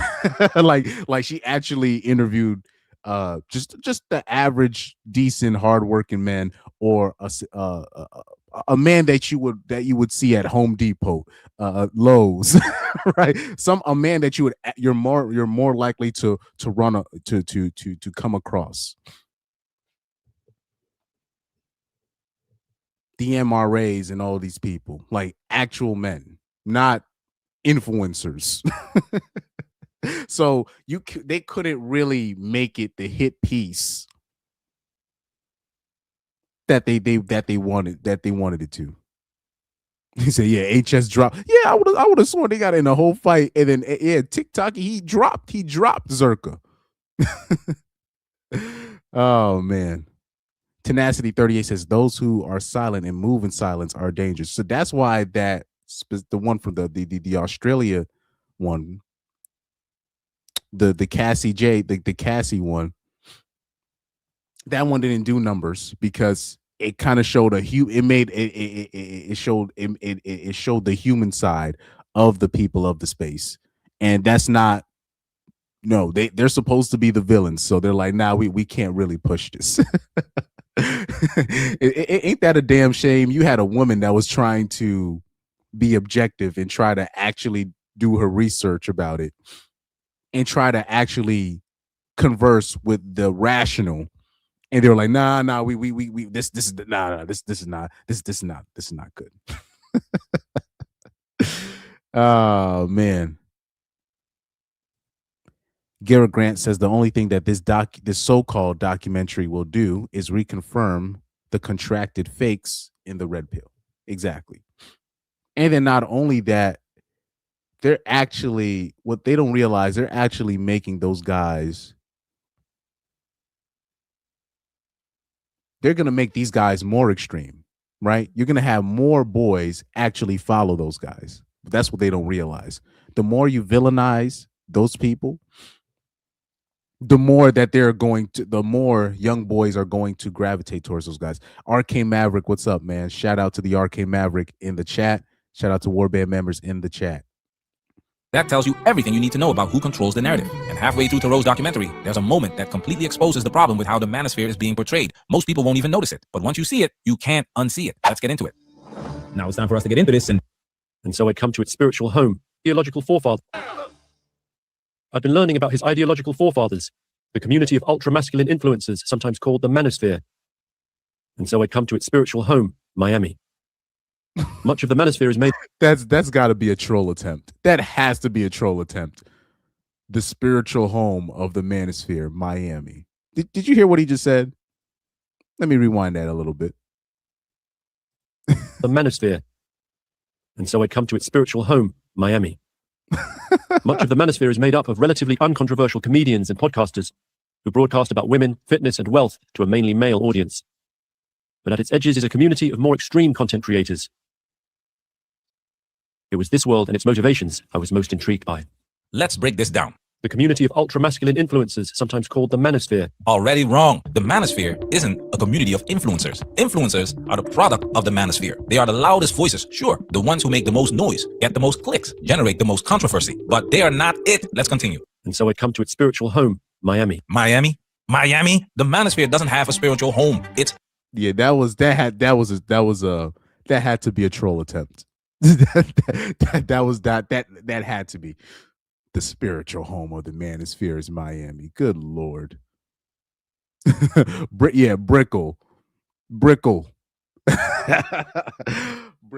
The spiritual home of the Manosphere. That's hilarious. But anyways. Decentralized by nature. It exists in forums, in comment sections, in private Discord servers, in the minds of millions of men quietly questioning the world they were handed. But sure, Miami, the fear to explore about building a life, but he's not here for that. But at its edges is a community of more extreme content creators. It was this world and its motivations I was most intrigued by. There it is. He admits it out loud on camera. That's what I said earlier. They've already admitted that they're just going to focus on the most extreme voices and create the narrative around the extreme, the so-called loudest voices of the manosphere. Inside the manosphere. The foolishness. He admits it out loud on camera. He's not here to understand the manosphere. He's here to explore the edges, the extremes, the controversial content creators. And then he named the documentary Inside the Manosphere. So interesting. Let me see. It says 91 minutes. So it looks like that's gonna be that. It looks like that video that he made, that 1.5 hour. That's the documentary. It's only an hour and a half. This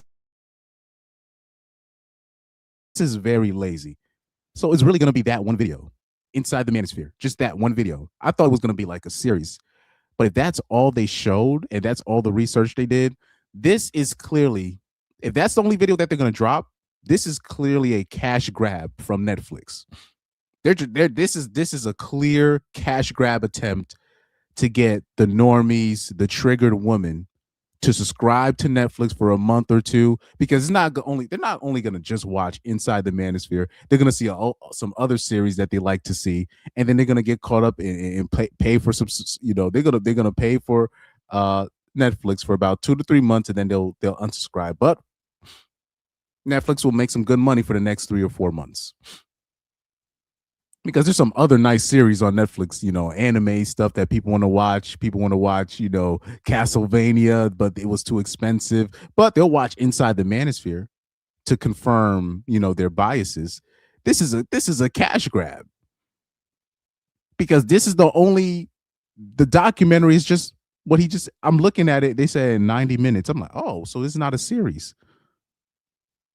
Good Lord. Yeah, cash grab the normies. That's all this is.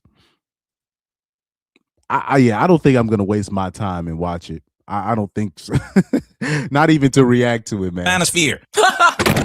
The foolishness. Imagine if someone made a documentary called Inside America and spent the whole time in a maximum security prison. Would that be Inside America, or would it be Inside America's prisons? Theroux didn't make a documentary about the manosphere. He made a documentary about the manosphere's most controversial influencers, and those are not the same thing. The foolishness. After protracted negotiations, I'd arranged 2 days of filming with an influencer named Harrison Sullivan. I'd arranged to go on Myron's podcast, given it is widely viewed as one of the most poisonous shows in the entire manosphere, one of the most popular. Oh Lord, good Lord. These guys are the worst. This is a Netflix cash grab attempt. This is yeah.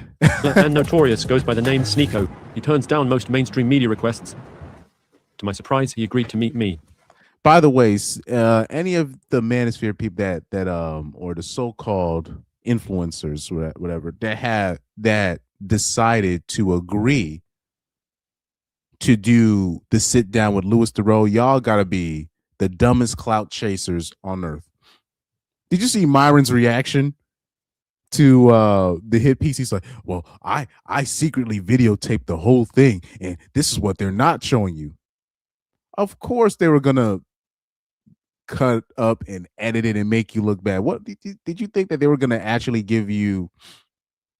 They were gonna give the normies an unbiased view of your philosophy or your ideology? Or are you really?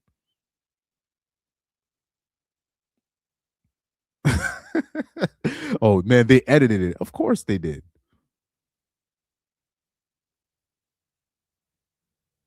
This is just to pass an agenda. But you'll have like these guys, they'll tell you, like I said, those same guys will be like, don't trust the mainstream, but then they will do sit downs with guys like this and then get shocked when guys like this turn them into a bad guy in the mainstream. Let me take you back for a second. There was a time when the manosphere understood something crucial about survival. You don't talk to the mainstream. You remember men going their own way? Not influencers, not content creators trying to go viral. Just men who quietly decided to opt out of a system they saw as rigged. They had channels, they had communities, they had conversations that helped thousands of men feel less alone. And then one guy, Big John from MGTOW's Freedom, decided to go on CNN. Today, I'm jumping into the lion's den. Yeah, that was a mistake from Big John. We're gonna say, oh my God, how did you sit on the same couch as that John guy? Such a jerk. He thought he could explain men going their own way to the mainstream, humanize it, make them understand. Big mistake. After that CNN piece dropped, MGTOW was officially labeled a hate group. After this situation with Big John, basically all the MGTOW, anybody that was MGTOW Jays, anybody that had MGTOW in their title got demonetized. It wasn't even like a strike; it just got demonetized after the Big John interview with CNN. Oh man. Here, I'm sitting down with this nice young lady who decided to do an interview, and then we get to talk about the real man.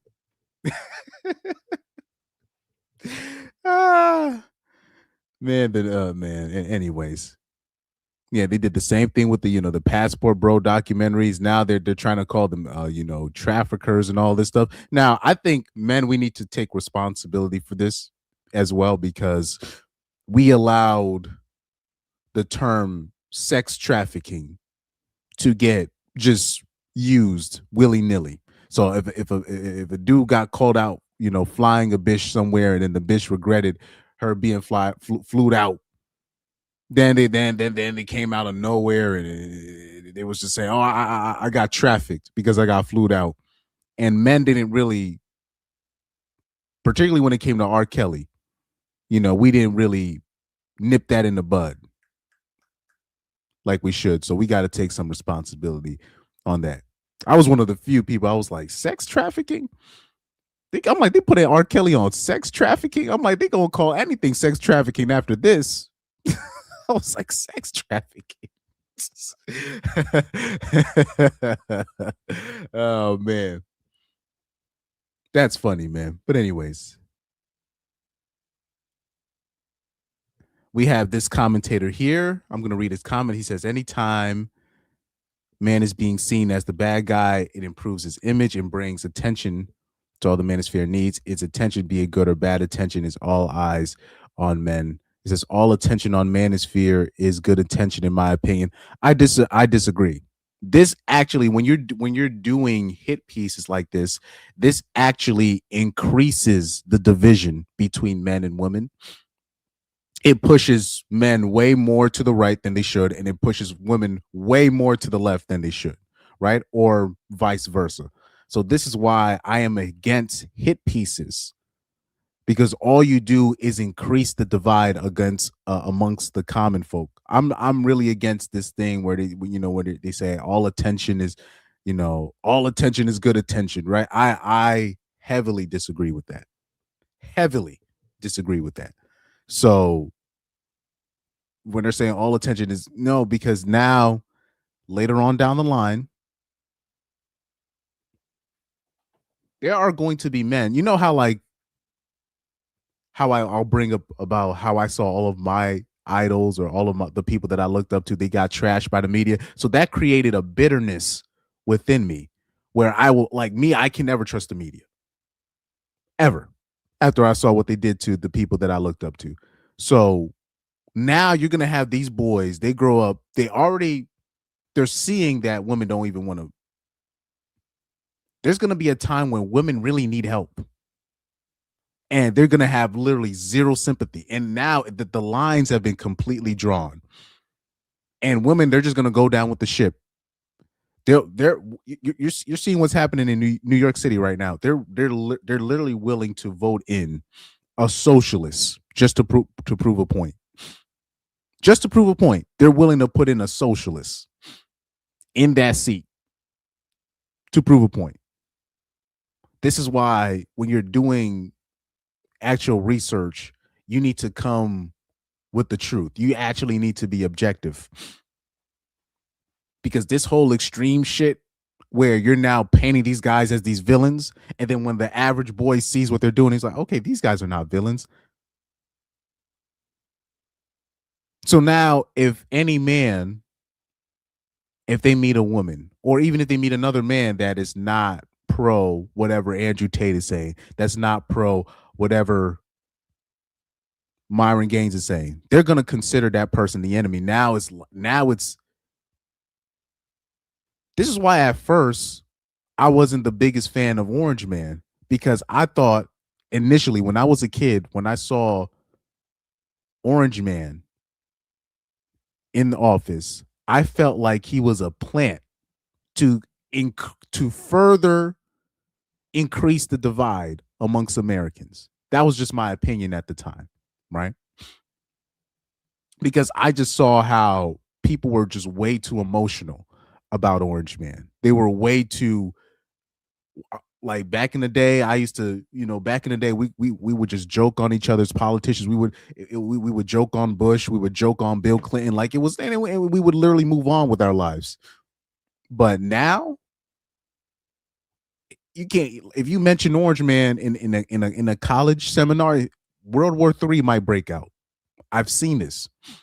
So that was my initial, reaction to Orange Man. So these are the things that I'm always wary about this stuff when people are calling people extremists, when people are trying to make scapegoats out of people that are completely innocent. This is a very dangerous practice. So no, I am not for that. All attention is good attention. No. I'm definitely not for that. But anyways, every major Men Going Their Own Way channel got demonetized. The algorithm shadow banned them. Years of community building wiped out overnight. And I'll never forget what Dirt Flinging Monkey said in response. He made a video addressed to Big John, and he quoted the most important rule in cinema history. Fight Club, rule number 1. You don't talk about Fight Club. Fight Club, rule number 2. You do not talk about Fight Club. That was the lesson. The mainstream doesn't want to understand you. It wants to expose you, label you, destroy you. So they want to exploit you. You stay in the shadows. You build in the dark. You protect your community by keeping it out of the spotlight. That was the old rule. Now look at the Manosphere Theroux documents. So why get her on the stream then? Clout. Chasing her clout. Yep.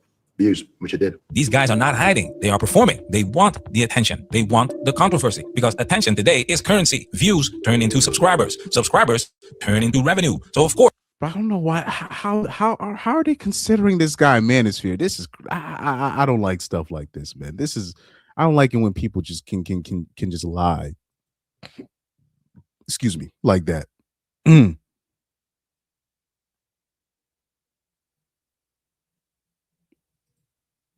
says, I'm against IN says I'm against hit pieces too, but everything is entertainment, and if so, then it is the men who need to capitalize off of it. But it doesn't help when you had a whole bunch of MGTOW creators, literally their channels, their life's work, whatever they were working on, just gone, just demonetized, right?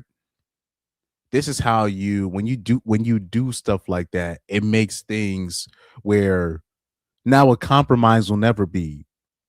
There will never be a compromise now. Now battle lines are drawn.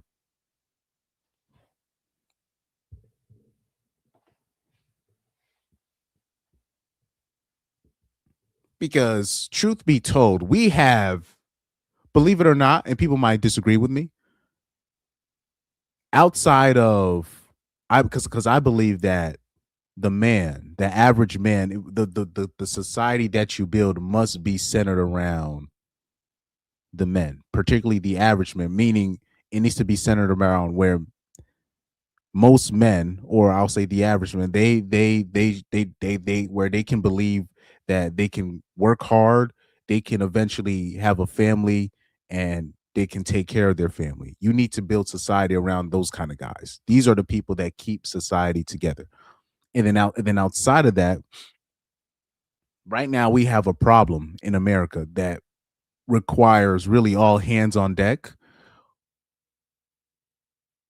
Our country right now, we're not even running on our own interests, right? The stuff that we're doing right now is being run on the interests of another country, and I'm not going to say that country's name. So this is really what we should be focused in on right now, but we can't. We're too divided. So these are when you're doing hit pieces like this, it ruins because at the end of the day, sometimes you got to make temporary alliances you got to make certain temporary alliances to destroy certain branches of evil. But because lines have been drawn, there's a certain branch There's a certain group of people in the manosphere or in the right where they won't even criticize the country that I'm talking about because they don't want to be on the side of the liberals, particularly the female liberals. Just because the female liberals are on that side, they don't even want to attack that topic. The whole the female liberals that are attacking people like a Myron or what's another extreme person, Andrew Tate, they don't even realize a lot of them, they a lot of them, they have the same views as you do. They're an anti small hat occupation over this country, right? But because so many lines are drawn, we can't even focus on what matters when it needs to be. This is why I believe the men should, particularly when you're talking about, it should be the men of this country that are citizens of this country. They need to be, it needs to be them that are centered. And then everything else follows. The man is the head, right? And then everything else follows. I believe if we were actually running our country like that, we wouldn't have the nonsense that happened in 2020 where you have people afraid to stand up for what's right, meaning where people were forced to put things over their face because of a cough. People were afraid to not put things on their face, where you had to be forced to put things on your face just to enter stores over a hoax. But since men are not being prioritized, since men are not running the country, we have women running the country. This is the nonsense that happens when you have no real actual leadership. Exactly. XVYJZ says they think the red pill members are a monolith. Not all of us are Trumpers or libtards. You know, this is something that, a lot of people, they don't even understand this, even with, with ninjas, right? They think just because you're right leaning, you support this, or if you're left leaning, you support. No. I believe everything should be centered around the average man, because when one man wins, when one man wins, a lot of people around him wins after. But when you prioritize women, when you prioritize their interests, you're basically prioritizing a dragon, right? So the folklore of the dragons, right? They would have all this treasure, right? They would have all this money, but they just hoard the treasure. They don't do anything with the treasure, right? That's the story of the folklore of the dragon. So you can't center your country, your policies, your interests around women, because you're basically signaling the end of your society. When one man wins, everybody wins around him. When many women win, basically everybody loses. So off the proof that I've seen from this over the years, this is why I believe the stuff that I believe. And it is a mistake to center your things around women, right? But anyways, influencers will sit down with a documentary crew. Exposure helps their brand, but that creates a strange situation. The people most willing to appear in documentaries are often the ones who benefit the most from the spotlight, which means the documentary naturally focuses on the performers, not the deep conversations underneath. It sounds like, are you even in the manosphere? Not really. I guess so. I am. I mean, I think that that kind of graduated. A lot of people that were in that space are now in politics, and everybody in the manosphere is just there are people online who are trying to make a buck, selling ideologies, and people have heard all the talking points already. This moment in the documentary is actually one of the most revealing. Sneeko says the manosphere kind of graduated, that people moved into politics, that a lot of creators are now selling ideologies online. But yeah, this is where we are right now. This is where we are. Let me see if I can fast forward a little bit. Very often, he's looking for answers. He's confused. Go because maintenance is research, genuine or just performing. The audience's questions are still real. That's the layer the documentary barely touches. Now, some of you watching, you already know what time it is. You've been in this space for many years. You're not confused anymore. You're not struggling the way you used to be. You're here for your red pill vitamins. Just like going to the gym. You don't go because you forgot how to lift. You go because maintenance is real. Because the world doesn't stop trying to pull you back to sleep. The truth never gets old. I decided to meet these MRAs. What you'll hear is that we hate women. So this is from the Cassie, the Australian documentary that they kind of try to, they try to bury. Is that we hate women. You'll hear that it's a backlash against women's rights. You'll hear that we're regressives that want women back in the kitchen and making sandwiches and barefoot and pregnant. Now compare that to what Cassie J did with the red pill. She started with a question. What is the men's rights movement actually about? She interviewed activists, researchers, feminist academics, people who had spent decades arguing about these issues. You're just bitter, you're a loser, you're a whiner, you're ugly, you're undesirable, you're lazy, you're scary, you must be a racist, you must be a misogynist. When we do speak out, women often don't want to hear what we have to say. And so then we're called names, we're called whiners. And this is the way people who don't want. These are the men that you're most likely going to run across in life.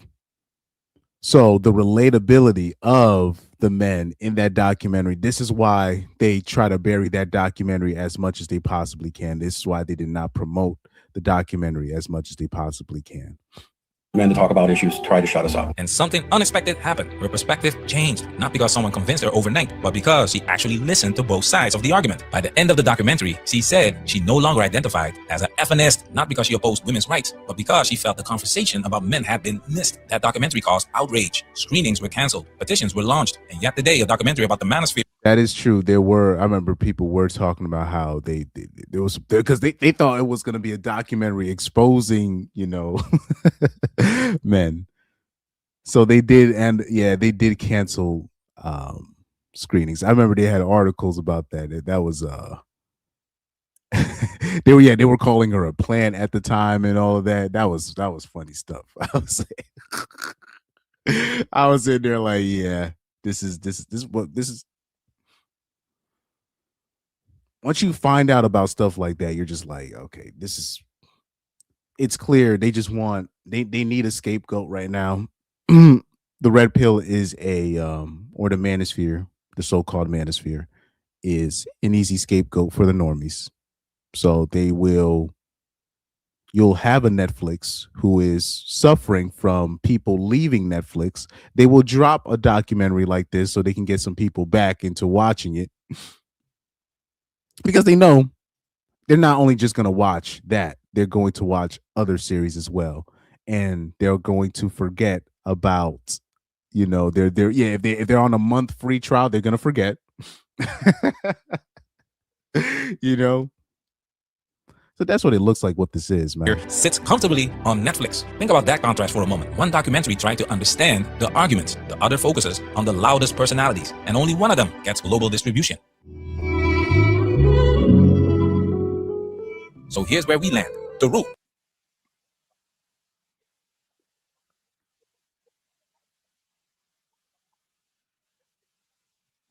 But anyways, let's look at the normie. Let's look at the normie reaction to the documentary. Let's look at the think pieces that they got. I'll probably do a search on TikTok as well, just for the fun of it. Because right now I am convinced I am not going to waste my time. Because if that's all they're going to show, if that's the whole documentary, this is some of the laziest piece of work. This is some of the laziest, this is very lazy work. Very lazy. There should be I've seen way more in-depth analysis from feminists. So this is how you know this is just a cash grab for people to go on Netflix. And shame on Myron, Sneeko, HS Tiki Taki, all these people for even participating in this nonsense. Okay, so let's look at the reactions of the normies via the shorts. Obviously, watch the Louis Theroux documentary, the Manosphere documentary. Give it a watch. Be warned, it's kind of a tough watch. After finishing it yesterday, I felt gutted.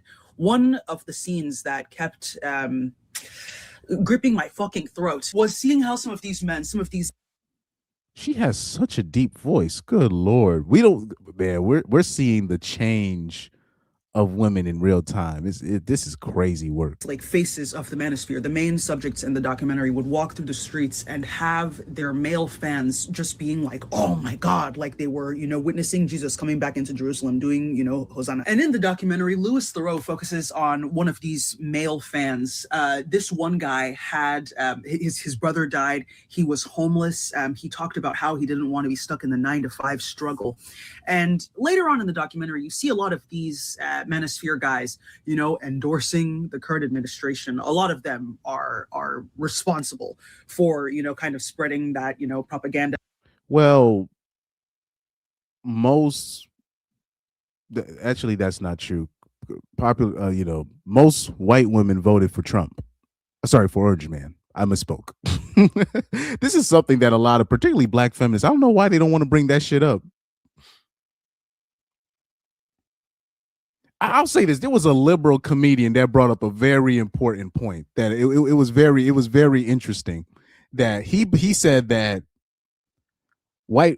particularly white female feminists, they're full of cap because they say that they want the end of patriarchy, but he said that you guys had 2 opportunities to vote in a female in the White House in 2016 and 2024.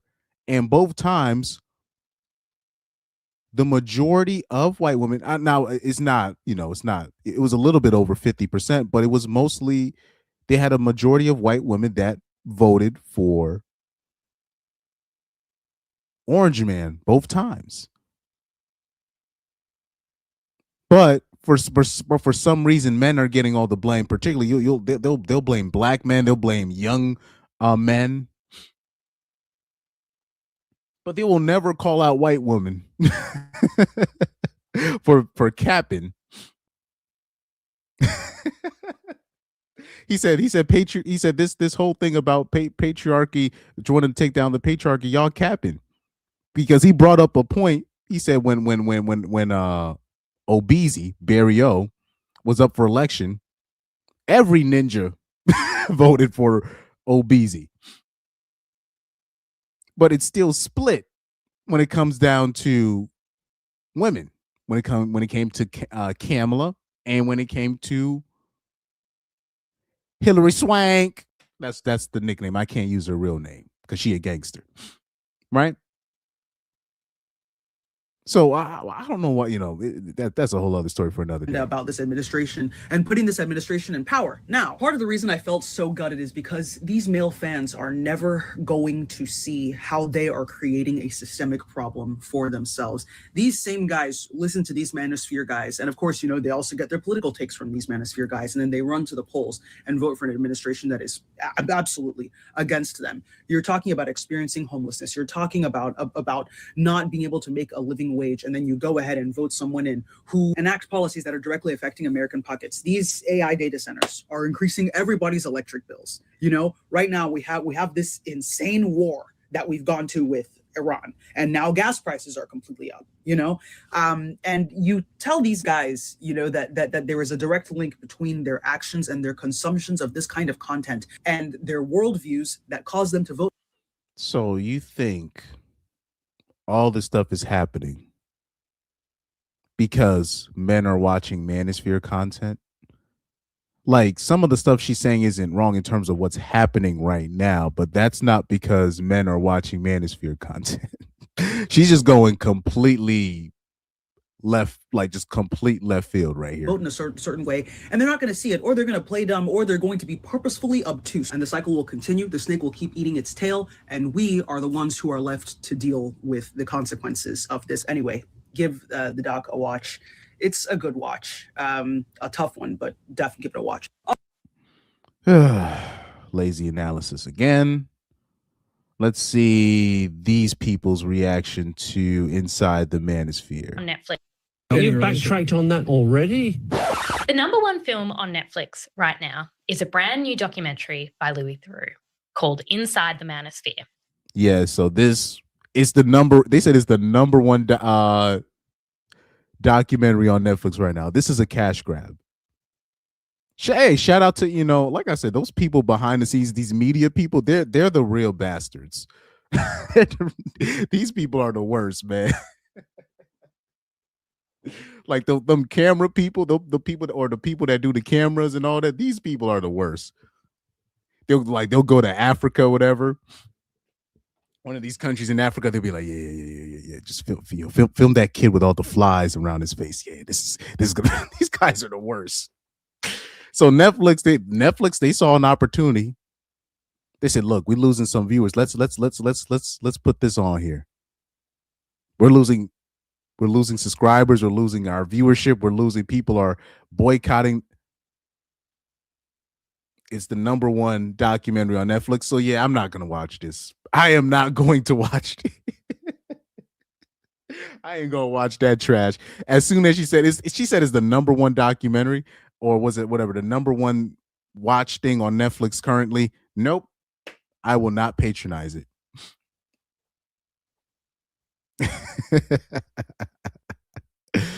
Oh man. This is interesting.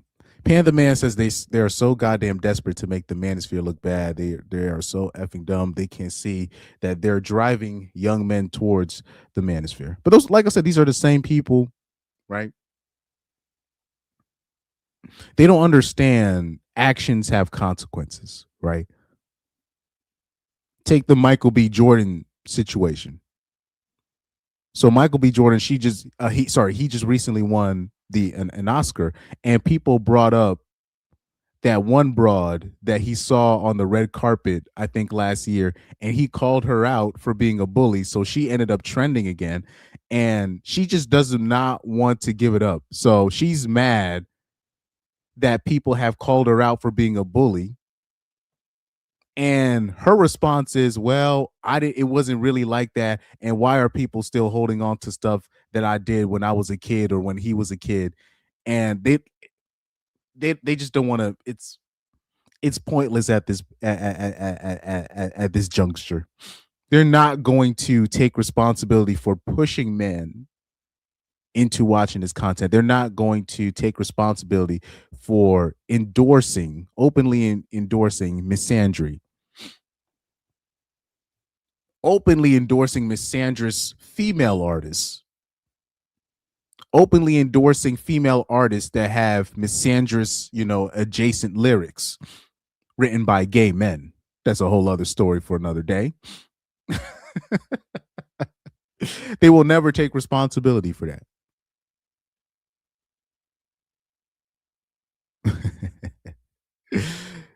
Yeah. Pyro says they will fly to Africa and go to the poorest village, and then when they stop flying, they go sleep in a 5-star hotel. Facts. Those guys, man, are the worst when they start making those kind of documentaries, man. It's these hit pieces. And the vibe there is very far right politically, advocating for traditional values while also being surrounded by a lot of gyrating naked women. So Louis did get access to 24-year-old Harrison Sullivan, known as HS Tiki Toki, as well as American streamers Myron Gaines and Sneeko. And the most powerful parts of those interactions are the moments he spends with the women in their lives, I think. What's interesting is how quickly the men very slowly back down from all their proclamations as soon as the woman is next to them. And in every instance, the man then tries to get the woman to stop being on camera and stop talking. I don't want to mix things up between you, right? But yeah. But we were talking about in the future that maybe there's a world where you would have more than one wife, right? She understands that. She knows that could potentially come down in the future. What do you say about that? I don't know.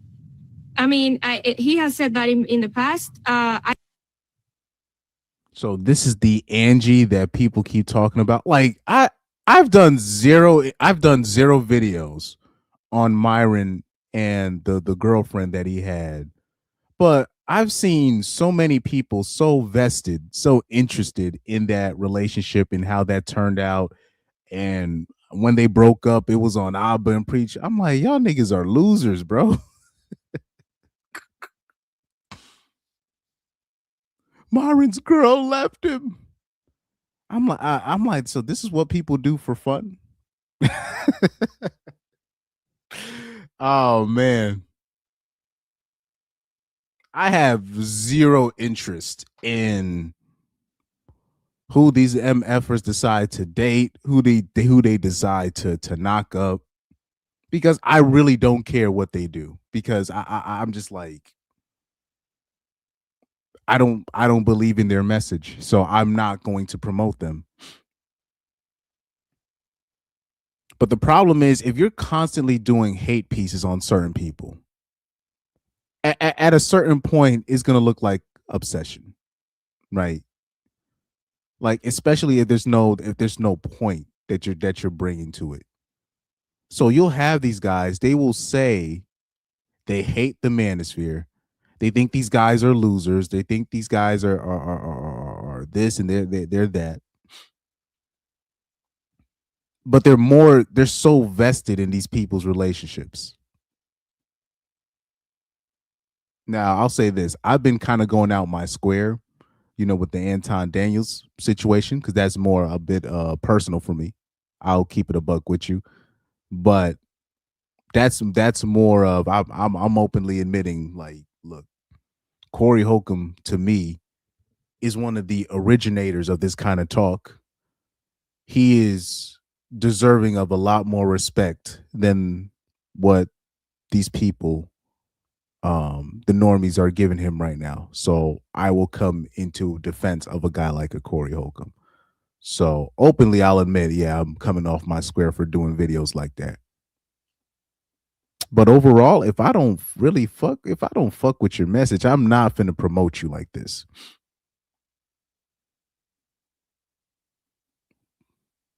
But yeah, particularly Abba and Preach. These guys, mind you, I'm still subscribed to Abba and Preach, but every other episode they talking about Myron. I'm like, y'all ain't got nothing else to talk about. I'm like, the nigga already demonetized and all that shit. Myron is what you call at this point low hanging fruit.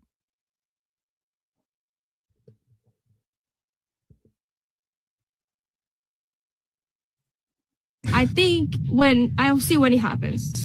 By the way, I'm not interested in what a broad attached to a Myron, right? A broad attached to an Andrew Tate. I really don't care what they have to say. So it's very interesting that they want to, all of a sudden they're interested in what she has to say.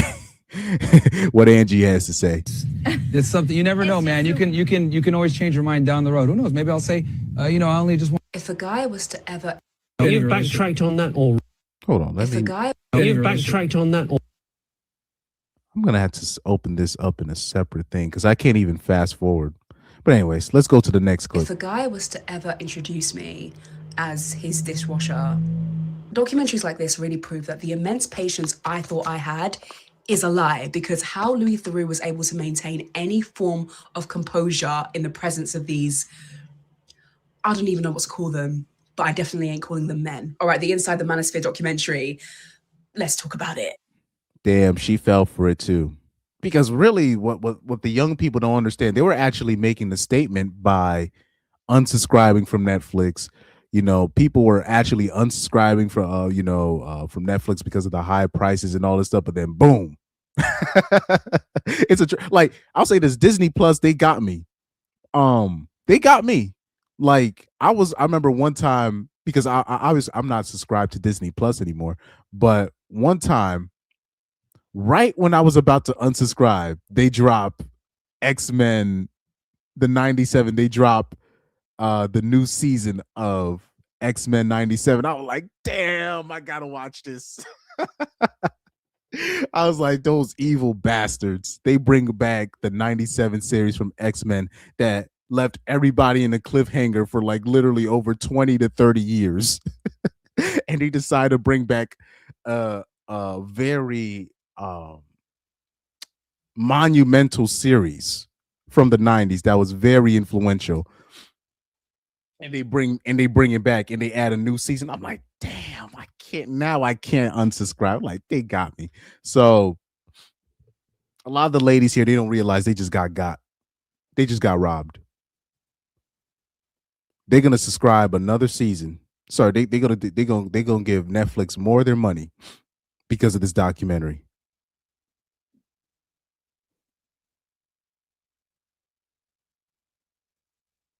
But anywho.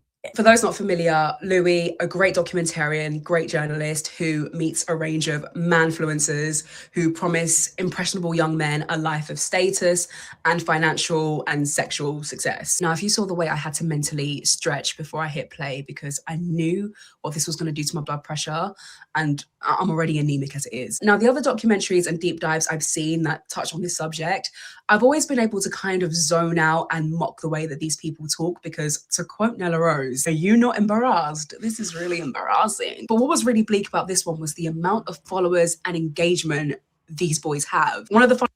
Well, a lot of those engagement is from hate watchers like you.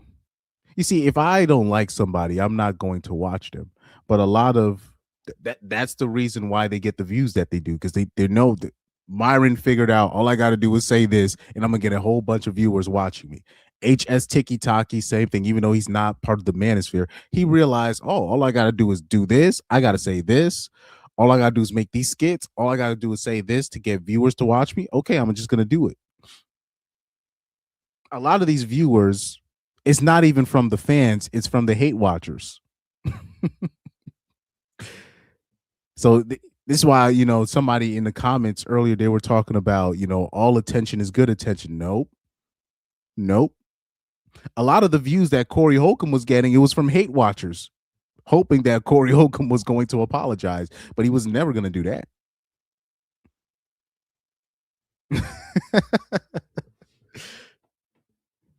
A lot of the viewers that Corey Holcomb was getting recently were people trying to clip his stuff so they can label him something that he's not. So, like I said, all attention isn't good attention. And you have people that are willing to say these things for views.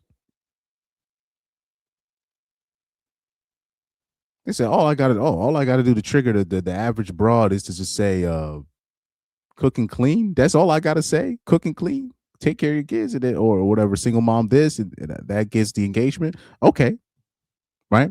So now if you go on TikTok, you're seeing everybody reacting to Inside the Manosphere. Here we have, remember this chick? I don't know if you guys remember this chick right here. This bitch right here. This is the same broad that says she got kidnapped 3 times on Tinder. How you get kidnapped 3 times on? She said she got kidnapped 3 times on Tinder, and you in your 20s. How is that possible? This is this is the pro LGB whatever, the pro alphabet broad that claims she got kidnapped 3 times on Tinder.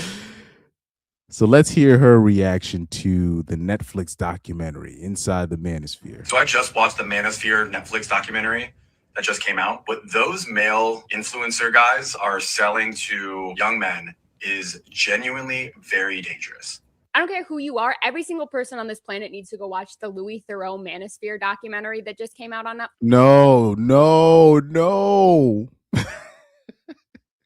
I actually feel bad for her right here, because now she don't even realize she's just giving Netflix what they want. You think they're doing these things for to help society, to help men be men and women be women and people do the right thing? No, they're just doing this for a quick buck. Nah, hell nah. I am not watching that. Yeah, 3 times. 3 times. She said I did a video on her last year.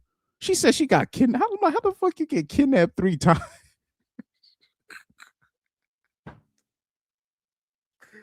Bitch, you need to be bitch, you need a goddamn chaperone if you in your 20s and you get kidnapped 3 times. That's why I thought, like, I think she's lying about that. That's just my opinion. I think she's lying about that.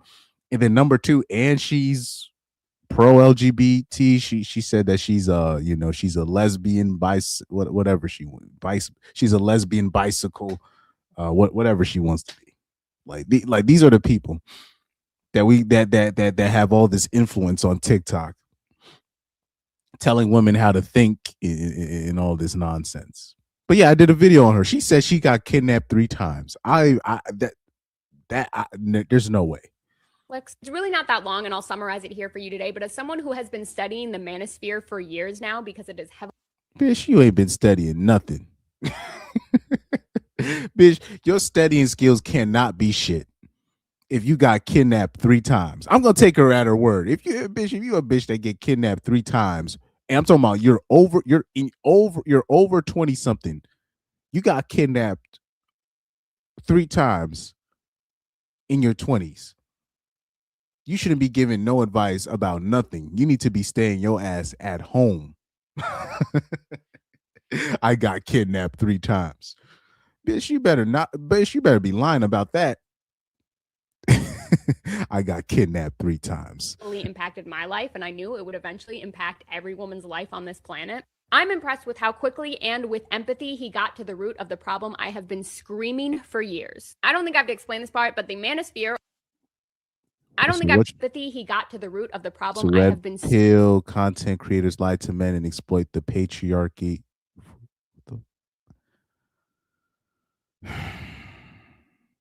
Good Lord. I'm looking at this look at this caption right here that of an old video that she did. She says the red pill content creators lie to men and exploit the patriarchy just for money. How do you exploit? If you're saying the patriarchy are the exploiters, how can you exploit the patriarchy? But for to the average woman, they think that the average men are patriarchy. They're the representation of patriarchy. So I don't know what she's talking about. How do you exploit the exploiter, the so-called exploiter? Screaming for years. I don't think I have to explain this part, but the Manosphere... I mean, she could say that the red pill exploits the average men for money, but to exploit the patriot, how does that even make sense? or as a lot of people call it, the red pill pipeline, which we will get into, is a term for misogynistic male influencers who conduct a large audience of young men. And there are really 2 main takeaways he found that everything falls under. One of the biggest ones is that after interviewing some of the top guys in this industry, he discovered that they almost all... The most popular, not the top. There is no ranking system. You took the loudest voice. You took the most popular. Grew up in very traumatic childhood homes, mostly without a stable father figure. And you really can tell because immediately when Louis... Yeah, you did not do any studying. So she's talking about people with no father figures and all this stuff, and she's putting Myron Gaines. This is well documented that Myron grew up in a 2-parent household. Most immigrants that came from people that came from have an immigrant background, they grew up with 2 parents. This should be already this should be well known at this point. What are we doing, man? She didn't say, I've been studying the Manosphere. Bish, you've been watching, you saw some clips off of TikTok. I've been studying the Manosphere. Men without a father figure. Myron grew up with his dad, bro. What is it with the Lord? Without a stable father guys in this industry, he discovered that they almost all grew up in very traumatic childhood homes, mostly without a stable father figure. And you really can tell because immediately when Louis Theroux, the nerd of all nerds, walks on the scene, all of these men become extremely insecure and very nervous. And instead of going to... Well, they already had questions about whether or not they should even take an interview with a guy like that, and their intuition was right. They shouldn't have allowed this guy into the space, but they were battling within themselves. Okay, how much do I want this clout? You know what I mean? Let me see if I missed any comments.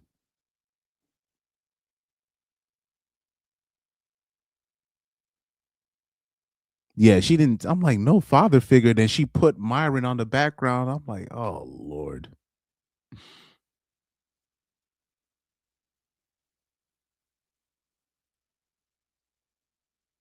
Do people ever figure, like, people will talk about daddy issues and mommy issues, but I'm like, do you ever figure that there's also people, they think the way that they do is because they saw their parents grow up a certain way, and now that society is moving a different way, they are mad because they can't have what their parents had. Has that ever been like maybe that could be a thought? That could be why you have certain people like I remember even when they were talking about Nicholas F. And you know what I'm talking about when I'm saying Nicholas F. Not the rapper from Canada. I'm talking about Nicholas F., the Mexican, right? Like I can tell he grew up in a stable environment with a mom and dad and a sibling, but he's doing what he's doing for clout. He has his views on things because he believes things should be a certain way. He's idealistic to a fault, but at the same time, he's looking for clout, right? A little bit, right? That's was my initial reaction. But you'll see, oh, this guy didn't have no dad. I'm like, is that like the default?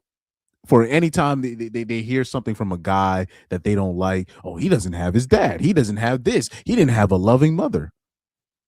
It could be that they actually had all those things, and then now that it comes for their time to be an adult, they're actually inside, they're internally in pain because they don't have the opportunity to find somebody like that they're like their dad was able to get, like their grandfather was able to get. They for some reason that's not even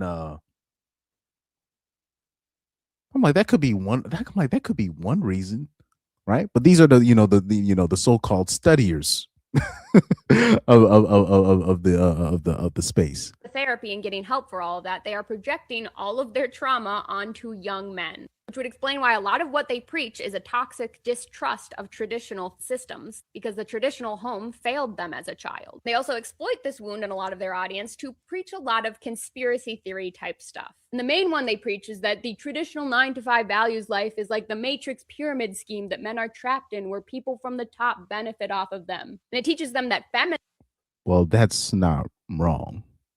But that system, it exploits everybody, not just men. But women have willingly tried to. They fought to be in the Matrix, So it's kind of an interesting situation there. Is designed to work against them, so if they just take the red pill, they'll be saved, which is an excellent way to deflect any accountability, which is what's maybe most ironic because then they set up their own pyramid schemes and coaching systems or whatever to funnel these young men directly into. And as Louis Theroux discovered when going and looking up all the brokers and trying to use these systems to make money the way they promise these young men, they lost all the money they invested in it. You probably already guessed the hypocrisy that applies there also applies to their views on women and dating. It's very ironic that they openly preach that they hate you-know-what models while still owning entire groups that manage them and then sell them back to these young men and then teach those young men to hate those women. And when he really started questioning and pressing these men on these double standards, they all started folding quickly. And in a genius move, he brought their girlfriends or mothers into the conversation. And the moment a woman they respected was around, they switched up their tune immediately. And they openly admitted that they don't practice what they preach. And all of what they sell is actually just to make money. Which brings us to big point number 2. They pretty much admit that everything they're selling these young men is a lie because it's a clickbait economy. And that's how they make money. And you're falling for it right now.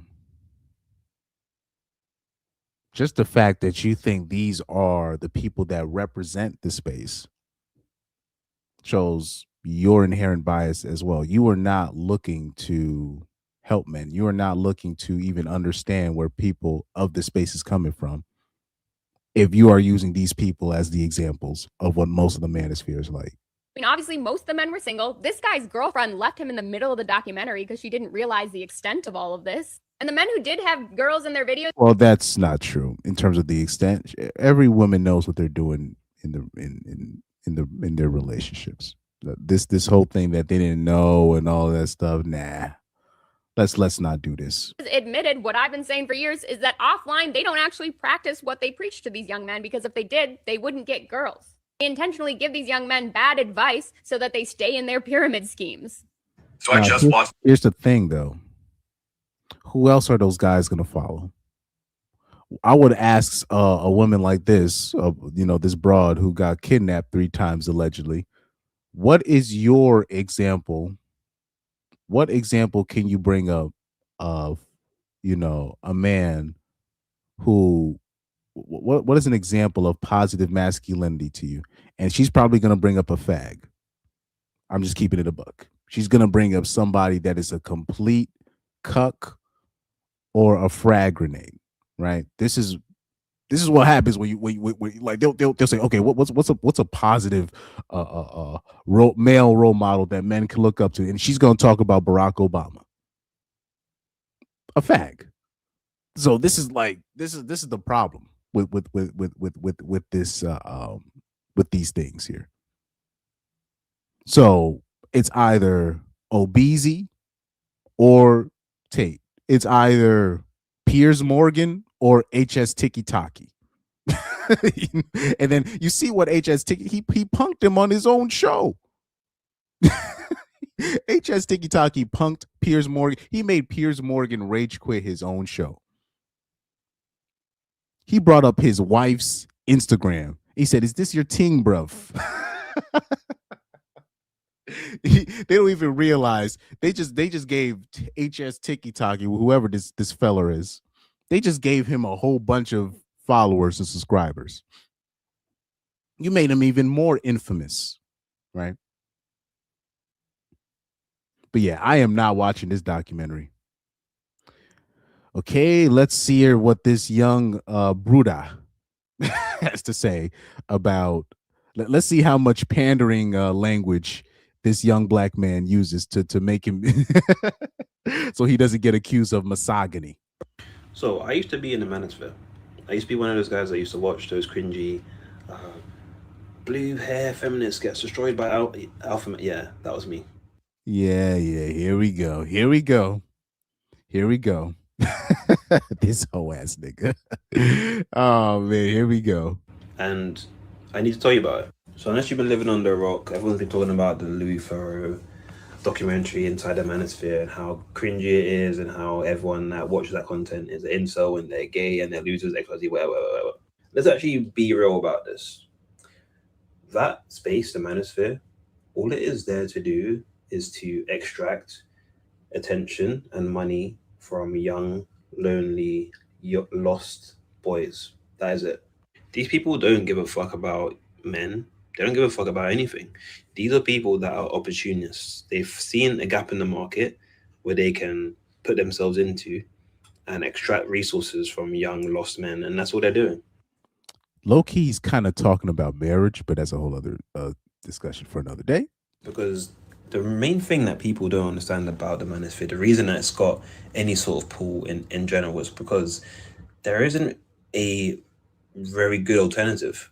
Where else can young men go to find a sense of community that is free, that's online, that validates them?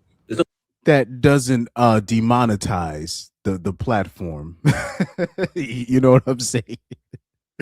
Oh man, not many options. So everyone's so quick to ridicule the Manosphere and then people that watch it and criticize their opinions and ideology, which is fine. I have no problem with that. A lot of the red pill ideology is extremely flawed. However, we're forgetting that the main people in this community are lost, like just completely confused. I disagree with that. I disagree with this. There's this thing where they're talking about, what's it, the male loneliness epidemic, and men are so lost. No, they know exactly what's happening. They might be upset about it, they might be mad about it, but men are not lost. They know exactly where this country's heading. That's just, patronizing, demeaning language to make, young men look like these young, lost, boys that don't know what they're doing and they're just so lost. Nah, It's the hoes out here, they're lost. The young men know exactly where these hoes are heading.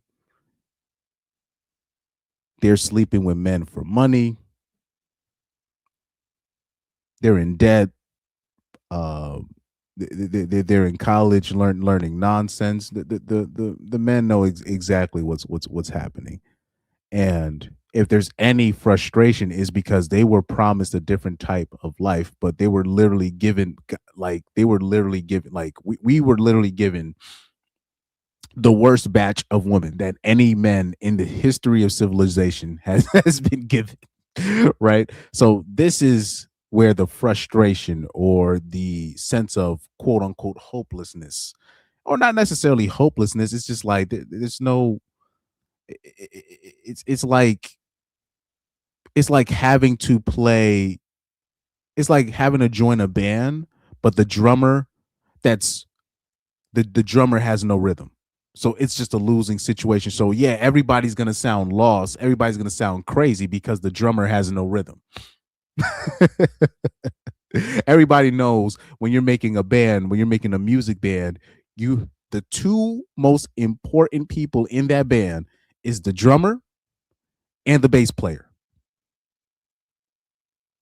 Drummer number one, bass player number two. Everybody else is basically flexible. Everything else is basically the cherry on top. It's the sprinkles, it's the icing. If your drummer cannot keep rhythm, if he cannot play, if he doesn't have a groove, it throws everything off. Everybody's gonna look crazy. It doesn't matter how skilled your other musicians are. If your drummer cannot play, you do not have a band. If your bass player struggles, it's gonna show, right?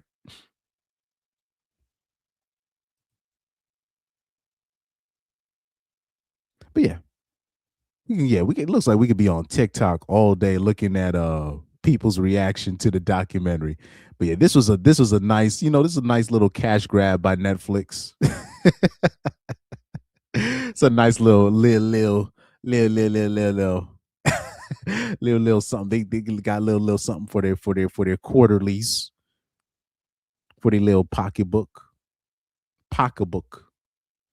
That's all this is. As soon as I saw that video, they said this is the #1 documentary. Oh, here we go. Let's watch this video. She says this is the end of the Manosphere. Oh, okay. Let's look at this.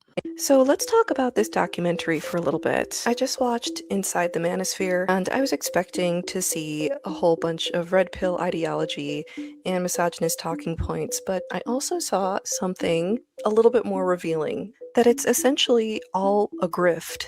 Reminder that Oh Lord. Anyways, Pyro said something very interesting.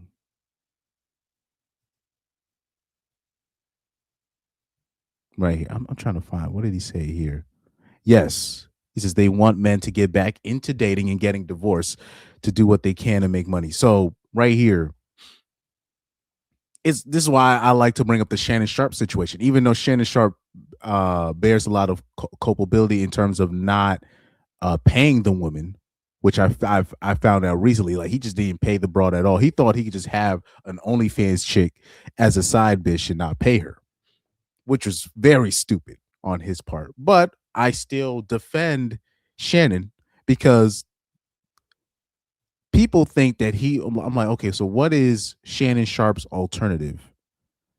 What they want Shannon Sharpe to do is to be married. And then so I'm like, so you thought that he was just gonna avoid drama? He was gonna avoid losing money if he was married? So it's just either way, he was gonna lose half his stuff, either way. But they felt like he deserved it, not because of what he is. They felt like he deserved it because he was with a young white woman, and they felt like he shouldn't be with a woman like that. He should have been saddled up with an anchor with a sinking ship and have her take half of his stuff rather than the young white girl. So it's not even about the ethics and the morals of it. They wanted somebody else to take half of his stuff. XVY Jay-Z says, to be fair, a lot of RP creators are grifting into politics, but I don't think that was the original. Well, of course. But the interesting thing is, most of the people of this space aren't on the type of timing that, Myron Gaines and Andrew Tate are on. What most normies don't understand, most people in the manosphere, they don't even actually agree with guys like a Myron Gaines, Tate, Justin Waller, and company.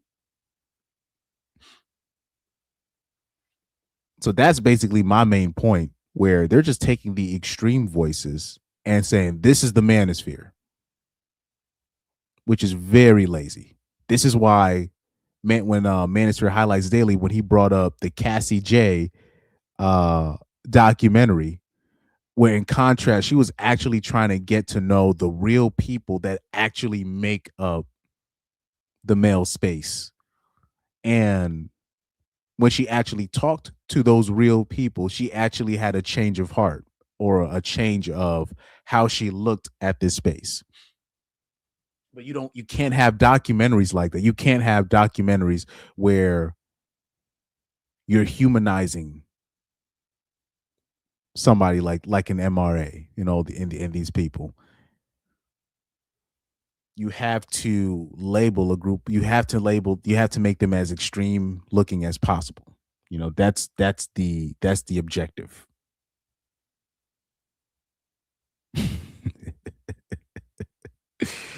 Oh man. But anywho, let's see. Should I read? I might have to do a reaction for another video, because I saw everything that I needed to see right here.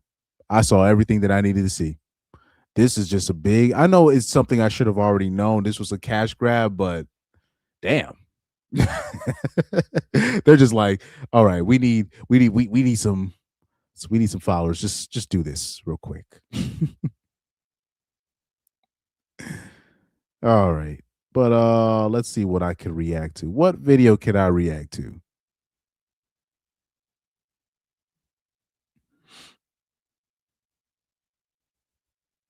What video can I react to? Let me open up Twitter. Let's see if I have anything saved. If not, then I'll call it quick. Oh, by the way, it's literally like every day that I keep seeing this. It's another broad that got caught with a young boy, another teacher. Colorado school secretary admitted to sex with a boy, 13 years old, multiple times, and now she's on the run. Right? And it's interesting the language that they use. This is not, we had sex. No, this is grape. Keep telling you the students are getting younger and younger and younger. And it looks like in this comment section, I think you have some young men. Oh, sorry, I'll say a lot more men are starting to catch on to, like, yo, we have a problem. Like we really have we have a problem with the female teachers. A serious problem that we need to address, because it seems like these hoes are everywhere. It's like literally every day I'm seeing a new predator. Now, this is the video low-key. Actually, this is what I actually wanted to react to. So remember when Michael B. Jordan saw this broad on the carpet and he was like, yo, you used to call me corny and all this stuff. You were bullying me, basically. And that was really her opportunity to apologize. But she ended up doubling down and started blaming everybody else for calling her out. So in the light of Michael B. Jordan winning his Oscar, she took this opportunity to double down. And interesting enough, look at the hashtag. The hashtag is listen to black women. This is crazy work. But anyways. And it's never that deep. Yeah. Because that man don't know you. Okay, these celebrities that y'all be fighting for, they don't know you. But look at the hypocrisy, right? They're mad at her for saying someone was corny in high school that she didn't even say, and then proceed to say things 1,000 times worse than what she said. Where's the logic? It's crazy. No. We wanted her to take accountability. It was men and women that were calling her out. Let's not do this. It was men and women calling her out, saying like, look, you got to take that L. You was out here being a bully. You need to take that L, take responsibility, and say, look, I called out Michael B. Jordan. I was one of those kids calling him corny for carrying headshots. I was doing this and blah, blah, blah. I was making jokes. I regret it now. Congratulations. Nope. She's going to continue to double down. It doesn't even make sense. And you didn't even say, and no one has ever said, hey, our bad. We went back and heard the audio. You didn't say it. It was in your friend. Oh, no, people came up to me and was like, oh, you know, my fault. But the disrespect was way louder than the apology. I didn't even, one of my homeboys reached out to me like, oh, Michael said his bad, yo. It was an article he read. He thought you said it. But you went on all these other publications. Not only that, I have a nationally syndicated morning show. Yeah. Come have a seat and talk about it. You know, the thing that hurts from it, and this is why now I watch what I do, because I was defending him a lot. Think about all the people that were saying many things about this man. And I would always be like, nah, da, da, da, da. Oh, I don't be defending people like that no more. It's really crazy. I feel like the internet has created a hate. Jesus, this lady is large, bro. Good Lord. This is literally, it's like I'm literally seeing a big old, this is the fattest flamingo I've ever seen in my life. Holy jeez. This is not good. This is not good. This is the same. This is the same type of broad that's talking about misogynoir and all this nonsense. Let's. By the way, Laurel, we saw that video. Let's not act like you ain't say nothing. People don't forget that stuff. You know, when you were a kid, people don't forget that stuff, man. Just take that L. Created a hate train that is just never going to come off the tracks. No. So when do you cut it off, right? Anyways, but like I said, like you're not gonna see no apology. Look at this meme that somebody created. Men, sorry. Women, when it comes to them saying sorry, they're not gonna say sorry. Fun of him. To be honest with you, we teased him. L'Oreal did admit that in high school she used to make fun of him. So now here she is. She's saying that she didn't, but right here, it's clear video of her saying that she literally said we used to make fun of him.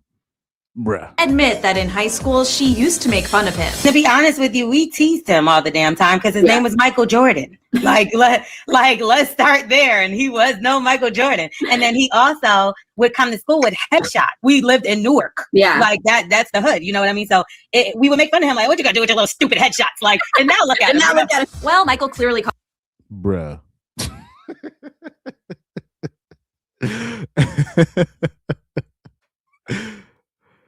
Oh my God, man. Come on, man. But like the thing is, she wouldn't have gotten called out.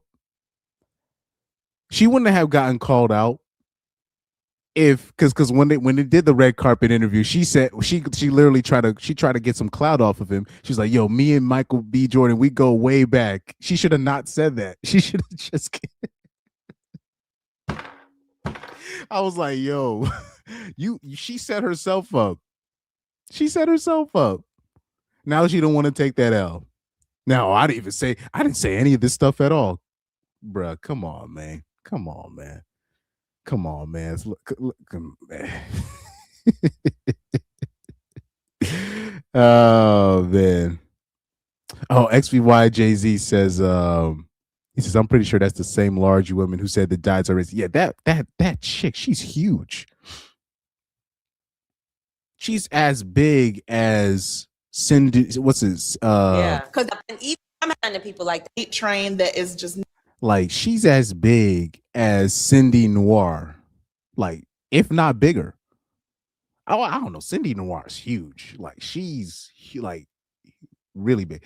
Like I'm still surprised that Cindy Noir has an audience. I think if you are a woman from Atlanta, you should not be giving any dating advice. I am very against any dating show that is Atlanta centered. Like, Atlanta is not America. That's not that's like the worst representation of America. ATL is not that. Nah, that ATL ain't it. But yeah, this is the meme right here. But that's literally what happened. She was on the red carpet and she tried to gain clout off of him by saying, "Yo, me and you go way back." And Michael B. Jordan called you out.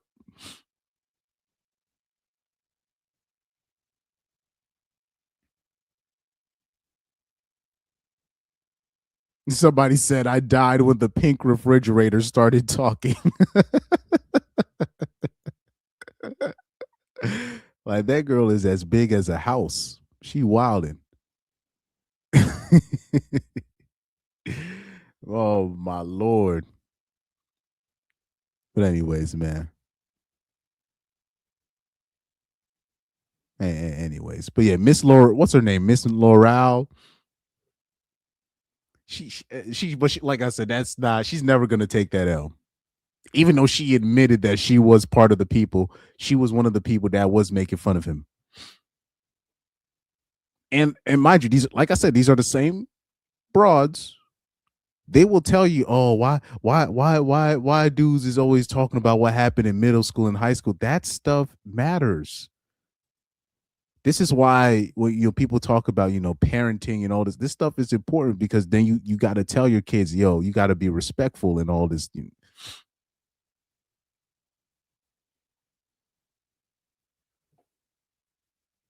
How you treat people is very important, especially when you're talking about high school, middle school, even elementary school, even elementary. All right, college. These things matter. And if you actually grow up with people, particularly if you're growing up with a dad that can instill that, look, you need to treat people fair. You gotta do this, you gotta do that. You gotta do things a certain way. You need to grow up with somebody that understands the important, like the significance of consequences, that understand the long way. The long-term consequences. Do you know, do people I don't think people even understand, like, you could literally save the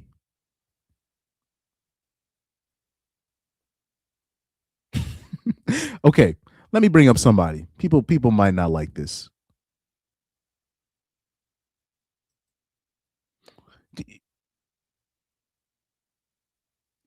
You see how, like, you'll have like certain white dudes, they'll be very ingrained in the black culture, right? They'll be like, and they will never leave. It's because when they were kids, they probably had no love from their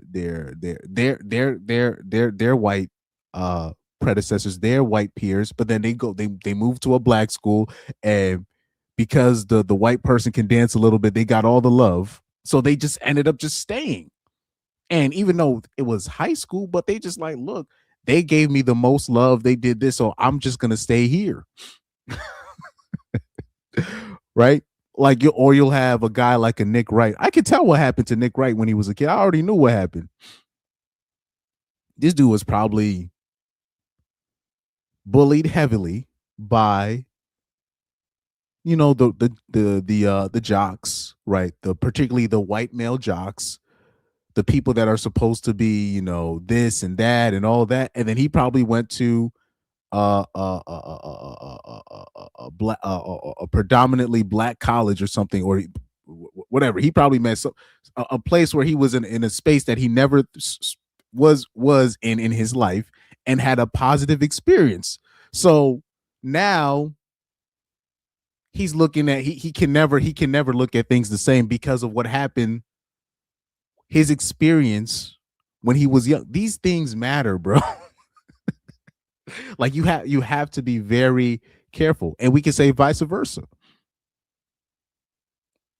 We can say, and you can say vice versa.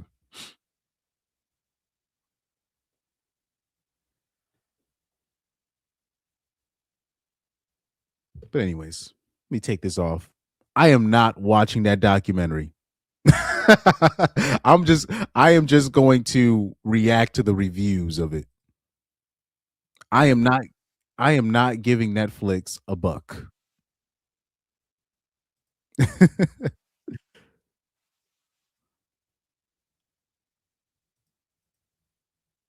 Oh Lord, here we go. Watch this, guys. I'm looking at this one review. Oh man, you already know the short haircut, the earrings, the septum ring of justice, the leather jacket. Because I already know this is a wannabe lesbian. You already know what her opinion is.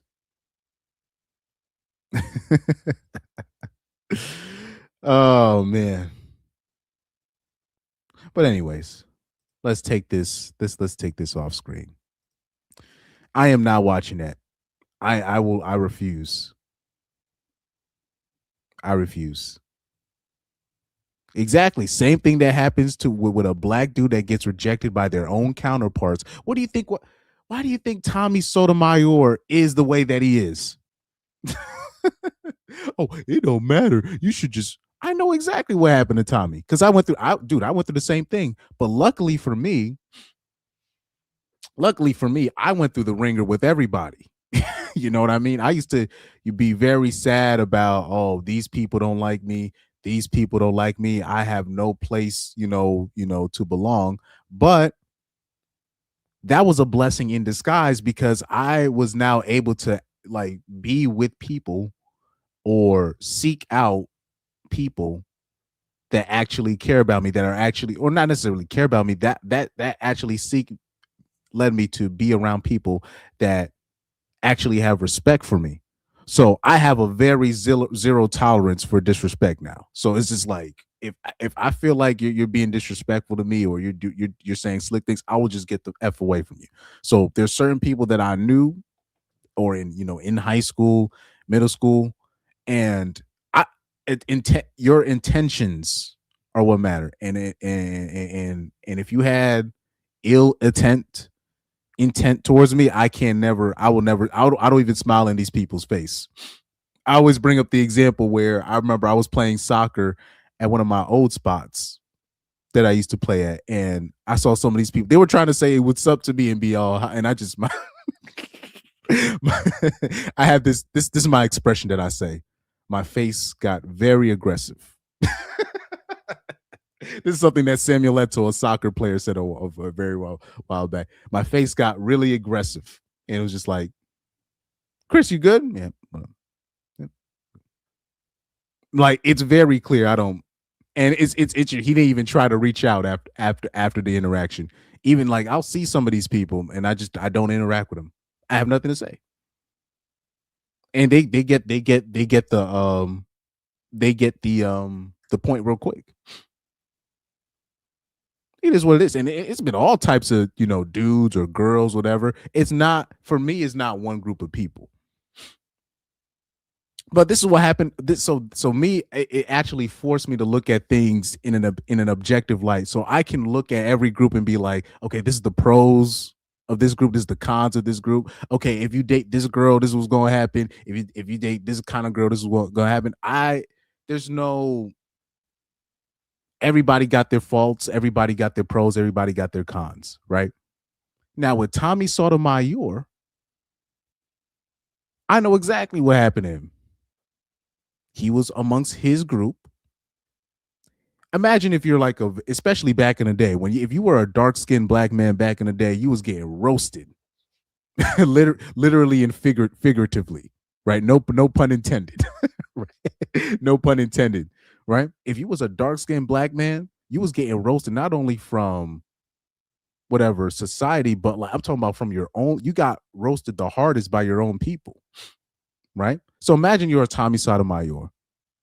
You have very dark skin. You're getting the most hate the most roastings, no pun intended. You're getting the most jokes from your own people, right? The people that are supposed to be your own people. And it's only when you leave that group of people and you start gaining success in the corporate world amongst, you know, the white people that you were told to fear and all this stuff. And all they did was, well, as long as you can work, as long as you can do something, this is what we will give you, right? But you know what I mean? Everything is merit based. So he started being around white people once he started entering the workforce, right? When he started, college and started entering the real world. That's when he started. And so now you compare and contrast that, and then on top of that, because Tommy Sotomayor isn't a a so-called FBA. Now you got those same people that was roasting you for being dark skinned. Now they're trying to tell you you're not black enough because you're not an FBA, and people can't fathom. Black people can't fathom why Tommy Sotomayor has the venom or vitriol for particularly black women the way that he does. Like, people are just shocked. They're like, how can he be this way? Easy. This is not a dilemma. It's very obvious what happened.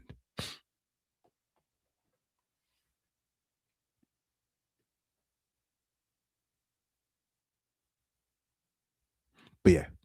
Somebody said facts. Same with even family members. You know, that's another uncomfortable conversation, to have, right? It is what it is. That's a very uncomfortable conversation. Certain family members you can't even, But anyways, that's a whole other conversation. Anyways, I hope you guys can do what you want. If you guys want to watch a documentary, if I'm going to watch a documentary, I'm going to bootleg it. I am not paying Netflix. I am not giving Netflix a cent of my money to watch that nonsense. Absolutely not.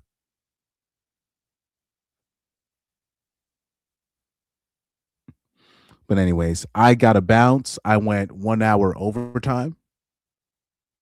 I will, let me see. Got Friday. Man, my weekend is booked. My weekend is effing shot.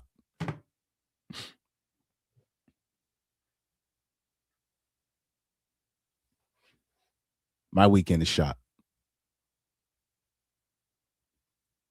And by the way, this is just to let you guys know.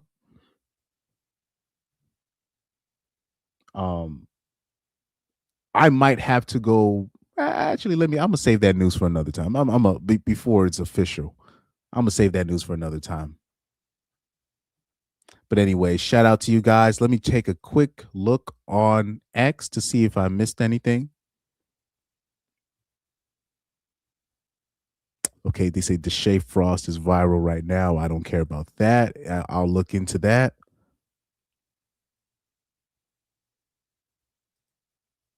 Let's see what else I'm missing. Oh yeah, by the way, congratulations to Venezuela. But yeah, that's it. That's all I got for today.